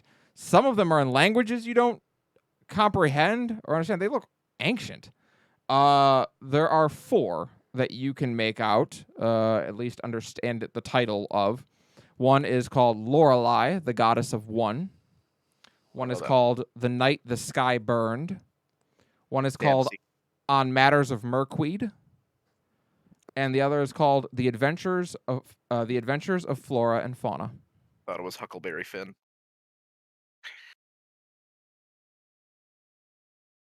It's a massive bed. by the It way. It is a very massive bed. It is. It's Earrings. because the It's over 15 feet. I mean it is a huge bed, but it's also because the sizing is awkward because I made Well, it actually, incarnate. you guys have to remember that in medieval times, often beds would be very large because they would be shared by up to 5 people to keep warm in the night. All right. So that's what you can find on the bookshelf. Fascinating. Oh, I'm sorry. There's one other thing that you find on the bookshelf too. Brooks, Wait, hidden amongst these books, you are able to find 2 scrolls. One of them is for the spell Mirror Image, and the other is for the spell Featherfall. Aha. Need that. Brooks, cast right now on Keldana. I heard she has a history with falling. Okay. All right, Caldana, where did you fall? Are you taking the amulet? I'm still going to be very cautious and like try to pick it up like through the The bag. bag. Mm-hmm. Great. What do we put in the thing? It depends. Caldana, make a charisma save for me. You're gonna be possessed. Where the fuck is my d20? That's a d12. It doesn't matter. You're gonna be possessed either way. I Don't worry mean, about it. I It's have a probably another positive watcher, stat in dude. charisma. It's probably another Watcher demon that's gonna live inside you. Callie has one idea. One. I only have Watcher. I have 3 enemies for this campaign. I hope you get used to them. There's the Watcher. You said saving throw? going real old school, we're just getting palette swaps as they get stronger. Yes, exactly. Well, that's It's a nat red 20, Watcher. So, huh? Nat 20. Nice. Yeah. A dire Watcher. Okay. All right. Great. You Hopefully pick I'm up. not possessed. You pick up the amulet and do whatever you like with it. It looks like it is a gold and ruby encrusted amulet worth 300 gold pieces. Okay, it's evil as hell. That is fantastic. I'm just gonna go with the bird protected me. Absolutely evil as You hell. said it's a ruby encrusted necklace. Yep, ruby encrusted necklace. Encrusted. What was the Name price? something in your life I that's like encrusted. 350. 300. Yeah, Do sorry, I, like, 350. Callie said Feel 350 anything try for to sure. happen when I have to make that throw, or no? Say again. Do I like feel anything when I have to make that saving throw, or no? You do. Just a headache. Everything else seems fine. Your memories. Mm. It was a memory-inducing amulet. Okay, so I touched this and got a headache. Maybe we should not do that. Get Keep a it in the headache? bag, I I would guess. agree. Put the headache amulet in the bag for sure. Heritable amulet. If we once we pass the time, I think druids can learn detect magic. I just Mhm. realized I don't know. I know I can learn it. I just don't have it prepared because Cerberus doesn't believe in magic. He believes in faith. Okay, yeah, I can. All right. Is there anything else you're going to do in this room? Well, Did we check this We didn't thing check yet? we didn't check the bed, Yep. right? So the wardrobe, you open it. There are some very fine clothes inside, or they would be if they weren't probably 500 years old. They Nice. have mostly succumbed to age at this point, They but You're out of style. at one time, these were very nice clothes to wear. Now they are mostly falling apart. On the bed or on the footlocker, you are able to find a total of a small pouch with 140 gold pieces in it. Cool. 140. I'm just Someone gonna just put left right. that there. I'm just gonna put in the party loot. I mean, it was Crazy. behind a locked and sealed door. Yeah, but I just, I mean, can't believe they left their money behind. It's crazy. Did you take any of the books? Just so I Well, know. Cerberus was going to ask about the books. Yeah, Because so- Rialta hid that from him. She purposely refused to share the books with the party, probably as some part of a witch plot. I think that Them together? yeah. We were. Cerberus didn't listen. Well, that's his problem. She points to doesn't the tales so. of flora and fauna. Cerberus, I think you'd find that one quite interesting. Does the book look like it can be handled? Callie, Yeah, without falling this apart? book is still like the 4 that I mentioned that they found are ones that you could still handle and read. Be very careful with it, of course, but yeah. Cerberus looks at the other books. Can I make I'm a not- religion check about who Lorelai is once he's done? Absolutely, you may. Okay. Yeah, you may. And I forgot to tell Cerberus, you were given one other thing to bring to Rialta specifically. Her copy of Callie's Guide to Gods and Goddesses, Volume 2. this re- I wanted to this- ask for volume 1 too. Well, you have to go back and ask at some point. this, You may, this, while Yeah, you go ahead. have that, you may take a +2 on all religion checks. Yeah. I remembered in this moment that I have that. Oh, right, books. Forgot about those. I have your signed copy. It's not Here. signed. I thought Notably. it was signed. It's supposed to be, but Callie still hasn't returned.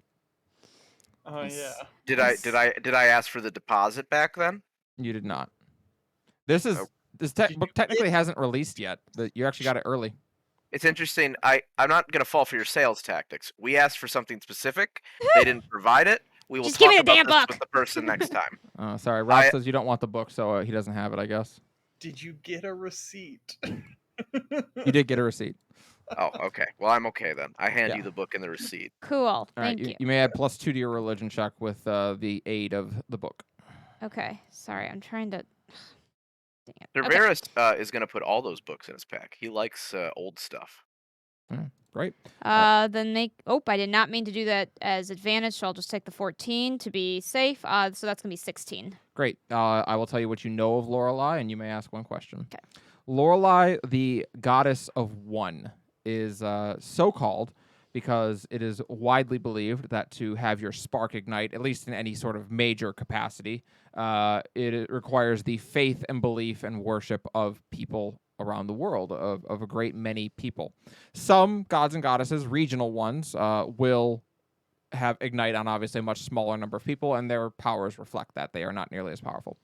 Lorelei is unique in that case, in that she, it is said anyway, the legend goes, that she had to leave her lover when she went off to war, and so faithful and so determined was her lover that her belief alone was enough to spark Lorelei's divinity, and she became the goddess of one.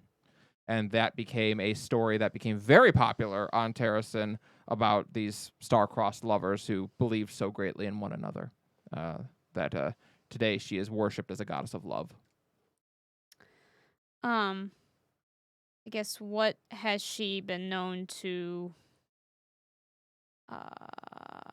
Wait, no. That Be doesn't make thick? sense. No. Do we know the name of her lover that believed in her so much? The name of her lover is her name was Sarissa. Sarissa. Mm-hmm. The Thick. legend specifically, I will tell you that you've heard the story before. When Lorelei was 20, she left her behind her lover Sarissa to join the resistance against Scala. It is said that such was Sarissa's love and faith in her partner that she alone was enough to ignite Lorelei's spark, and her symbol is two women embracing with angelic wings wrapping them. Gotcha.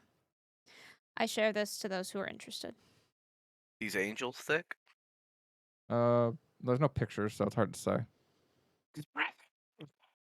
Sarah, can you put the books in the thing? Because Cerberus. Yeah, gathered you may. them all. You may add in. Especially may the add in milkweed one. the goddess of Lorelei, the goddess of one, the night the sky burned, on matters of Mirkweed, and the adventures of flora and fauna. Okay, hold on. Are we taking all these? Yeah, Yes. He said put them all in. Okay, hold on. Here, I'll just drop them. Drop it in the There- chat and I'll put them in the treasure. Cerberus is pretty excited about the Mirkweed one. I will say, Caldana, you do recognize the phrase "the night the sky burned." It often refers to the day that the original Tiefling continent was destroyed. Neat. Seems like not a neat thing. All right, where to? Bad thing. Wooden door that had no sound? Wooden door that had no sound. Certainly. That is this room. We find out later that this was like Scala's bedroom. I'm gonna be pissed. Okay? This room is unlocked and is easy enough to get into. It is sparsely populated with just a bed, a footlocker, and a table with an open journal on it. A particularly unsettling smell hangs in the air here, And that feeling of being watched is stronger than in the other rooms along this wall. What kind of smell? Decay. Delightful. Ugh, do not like this room. Yeah, you do not like this room. You do not feel good in here. What's going on with the journal?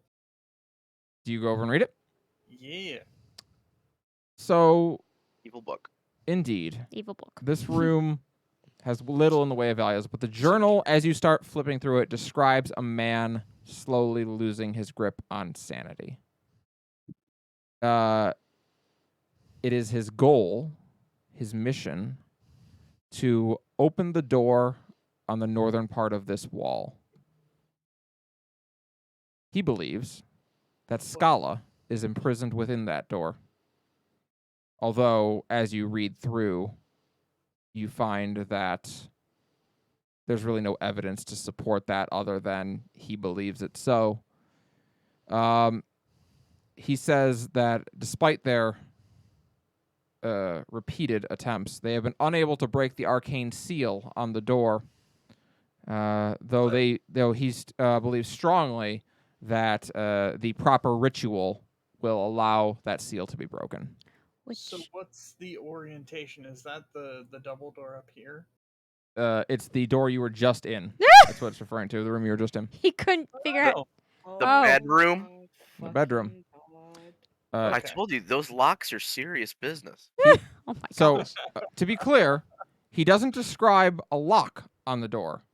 He doesn't even say whether the door is unlocked or not. He describes an arcane seal on it that he couldn't bypass. Oh shit, that is Scala's bedroom, and they have already let her out. We are due. Do Burn we the castle down. So, do we anything to date or name who this journal owner is at all? Yes. It is very recent, and it becomes very apparent very quickly that this belongs to Kuldan. Well, then that goody. seems strange. How are they not able to get the anyway? What's the most recent entry? The most recent entry is the one describing that he believes he has found the ritual that will allow the door's seal to be cracked. Clearly, they cracked the seal. Share that with everybody. Well, Assuming that's the sounds in one or both of these rooms. that And, is I feel we should probably take this. as proof of. The man's journal seems a little rude, but Well, it's proof of how far he had gone. He's being rude, you could say, to everyone. that's fair. I'm gonna go check the bed. Uh, I want to know what's it's- rotting. Yeah, you don't find anything that's rotting, and as you enter into the room, it's just this pervasive scent in the air. There's no source to it. This room is just... The person who has been staying here has been doing very bad things. He hasn't been showering. Yeah, I mean, among other problems. Melody, I need you to make a perception check for me. Oh. Melody, it's a bat, and it's gonna eat your ears. Watch out. 21. As you are standing there, you see the door up here start to peer open. Oh, fuck. You don't say. But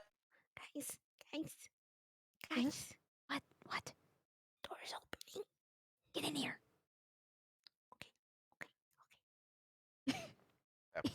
Not through the wall. Do you all hide in the room? Peek out. Peeking out? Yeah, peeking out, I man. feel like it's safest for me to be the one that peeks out. That's fair. That's fair.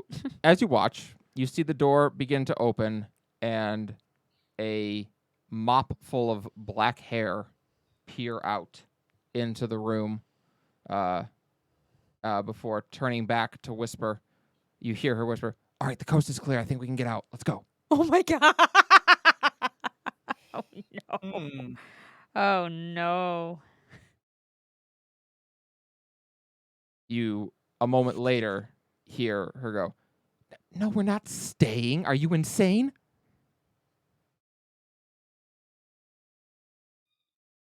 What do we do? You- Definitely not.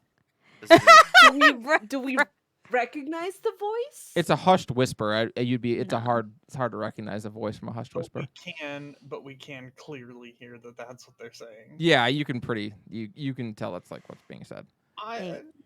Calmly, and relatively quietly, just start approaching. Okay. Are you just gonna like shove past me? Yeah. My way. All right. What is Brooks doing? So yeah, indeed, as the door finally opens more wide, a woman with black hair immediately lunges out as she notices you and says, "Don't think you'll take me so easy." And then she looks at you and says, "Oh, you've got to be fucking kidding me."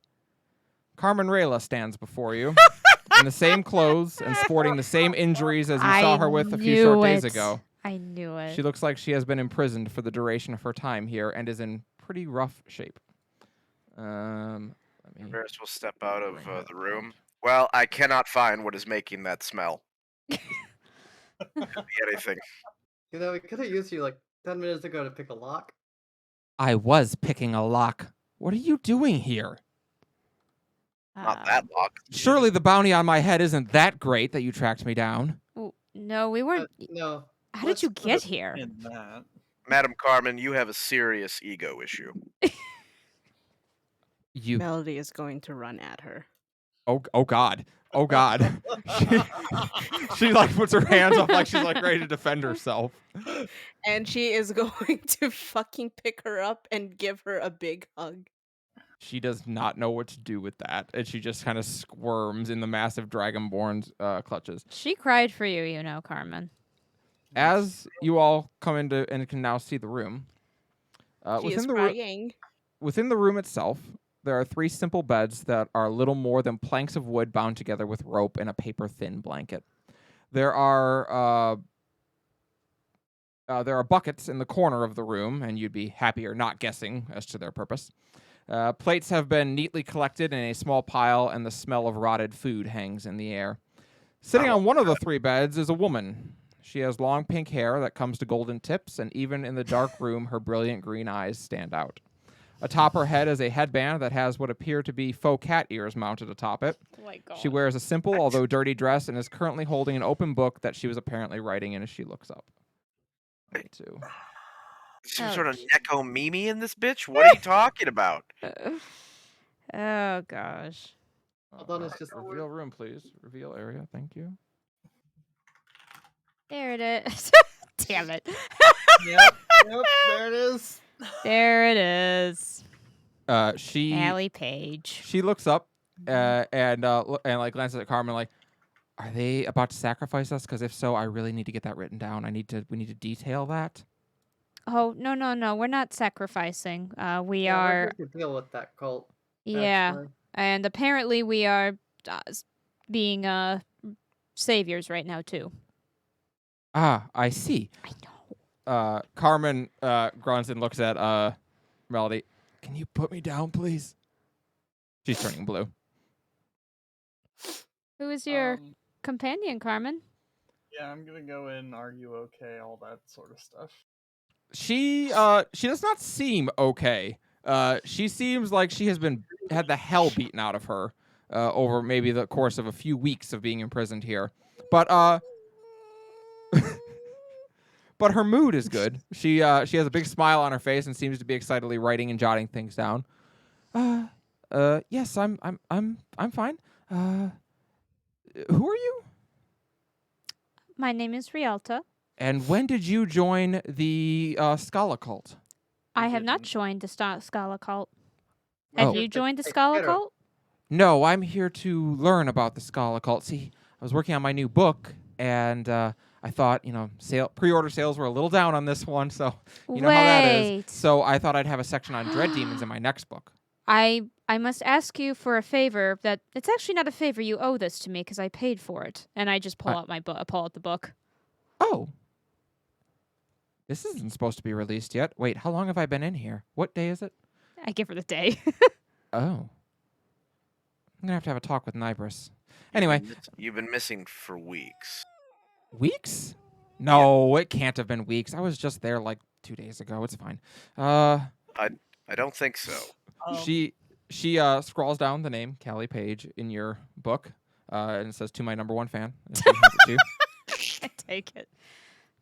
Uh, I unfortunately thought I would be back before this came out so I could buy the first one. So I only have the second one right now. Oh, I feel very empty and out of sorts about it. I could Also- see how it would be strange to have the second one and not the first one. Yeah. Although don't worry about it though. They're all completely different gods and goddesses. There's no repeats in the first two books, so it's just as valuable to have the second book as the first book. Very well. Will you sign my first book? Yeah, certainly. If you buy it, absolutely, I'd be happy to sign it. Very good. We need to rescue her. She owes me a signature. oh, right. Rescue me, Well, but I'm not in danger. Carmen looks over. Yes, you are. They literally said they're gonna sacrifice you. I'm like, yeah, but think about how much I'll learn about this. Yeah, well, we're here to not let that happen. traditionally sacrifice. So about that last door. Right. Before that, just if I could, Carmen. Melody, have you set Carmen down yet? Nope. Okay. Carmen looks over. Yes. How did you escape those deep tunnels? Same question.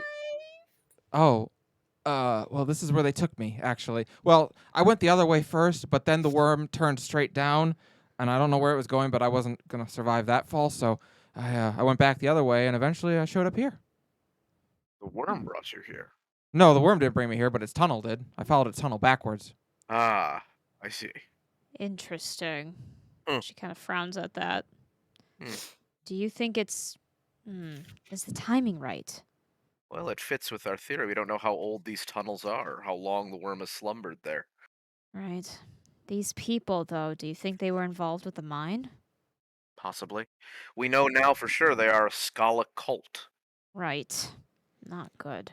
So we should take care of them sooner than later. We do. Ryder was right. You really Madonna's are already like that, standing outside the Riley. double doors, like, let's go, people. She's gonna tap on Melody's shoulder. Melody, we're going to have need of Carmen, and I would rather have her breathing. But we'll also need you, Melody. Probably more than Carmen, because you don't fall down holes after a fight. Carmen gives a look. I did not fall. I jumped. There's a difference. That is pedantic, and you know it. madam. Melody sets. Oh, look who's talking. Sir Varys is talking. Melody Caldana. sets Carmen down and just like brushes her clothing, like pats it for like dirt. She's very dirty and very bloody, but she seems able to move. She can probably fight. As she gets down, she smiles up at Melody. Very nice to see you again, Miss Melody. Much sooner than I'd intended, but good to see you again. Don't do that again. I will endeavor to not jump down any more holes. She glances over at Callie, who is in the room. Miss Callie, I do believe I said I would get you out of here, and I still intend to live up to my word. Shall we go? Callie. Carmen, crosses- did you take on a quest to rescue a maiden? Carmen glances over. Not exactly. Seems a lot like you did. I was caught and placed into the same prison cell as her, and, I owe her something of a debt, so I thought I would make good on it. Did she Make ever good answer indeed. how she got here? She Yeah, said the she tunnel. said she walked back through the worm's tunnel to get in it, brought her here. That slipped right in one ear and out the Yep. other. Yeah, she came out around here from the worm's tunnel, and then the cultist grabbed her. Callie looks over like, I don't know if it's so much that a debt as you stole from me, but sure. Oh, Carmen. She looks over, I stole from a lot of people.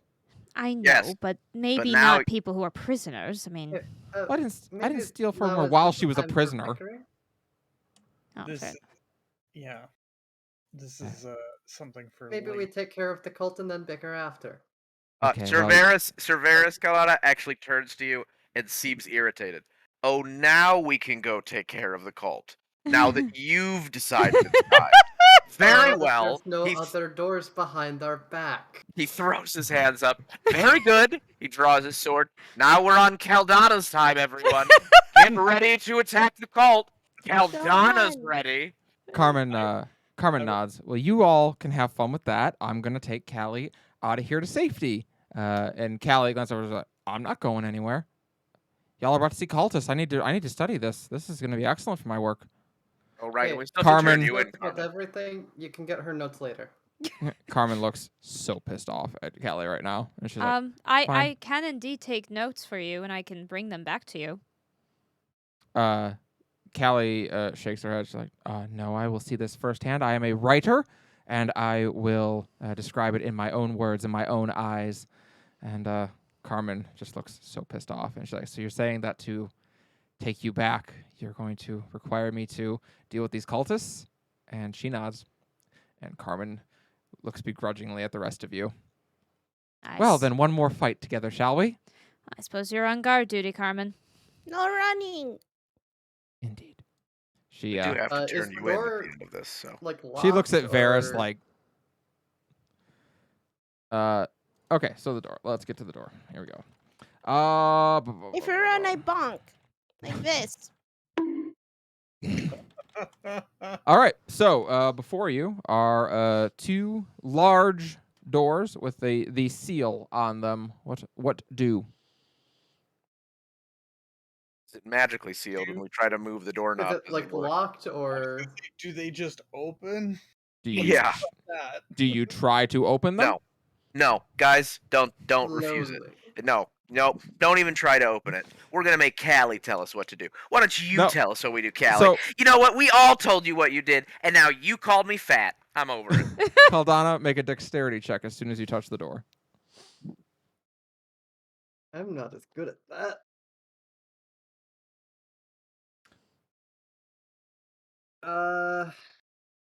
What do I add to that? That's 14 on the dice. I don't think my dex is terrible. Yeah, you have but I need some. my character sheet. 15. That Nice. meets. Nice. So you will take half damage. Bullshit. Hold on a quick second. I have a barbarian thing about this, I think. Oh, yeah, that's uncanny something. What? Yeah, barbarians have a thing.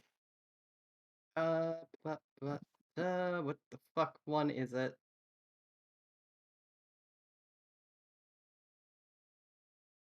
Sorry, I'm just scrolling forever because.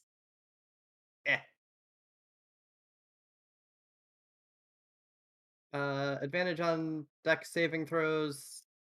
Although, was this a saving throw? Yes, dex save. Oh, well, you beat it anyway. I so- mean, yeah, I beat it, so it doesn't really matter. Yeah. But All right, so you're gonna take 6 damage, 6 fire damage specifically, as this fire trap is sprung and flames lash out at you.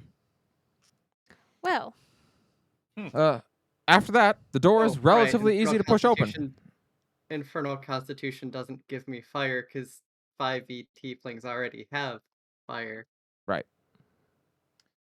it gives Uh, you cold and, So, as the doors open, evil practically exudes out of this room. Like a haze, your throat feels like it's closing up. You know you are being watched, and little pinpricks seem to jab at your flesh. Within is a dimly lit chamber, illuminated only by a series of torches giving off a purple light. An altar made of rock and bone is in the center, and a massive summoning circle lies along the ground. In front of the altar and holding a bloodied knife is a man wearing black robes, his red tail swaying behind him. And all around the altar, 4 more cultists are praying. As you enter, they begin to change. Sticky black tar seems to erupt out of their eyes and mouth, coating over their bodies as they reshape. 4 of them, the outer ones, all reshape, 2 wings erupting out of their back as they get smaller and lift up into the air. Their red flesh remains as they now look like the creature you saw in the mines, the imp. The final one, holding the bloody dagger, leans up and licks it, and his Ugh. body begins to convulse rapidly. His flesh turns gray, and his tail falls off like that of a lizard's. His horns, however, grow longer and curl around. His hair elongates, and his chest grows as well, 2 misshapen breasts appearing as his hips widen. her jaw unhinges, now hanging limply and letting her long tongue loll out down near her chest. Her fingers elongate into razor-sharp claws, and her teeth turn black like obsidian. Oh. And as she leans down over this body on the altar, she breathes out, Aldrich Blackstone. Ooh. And the body on the altar melts into that black sludge that you saw and drips down into the floor, vanishing. I think she just made a hellhound. Look, I just gotta say, I feel like there's easier ways to transition if that's what you're going for. Roll for initiative.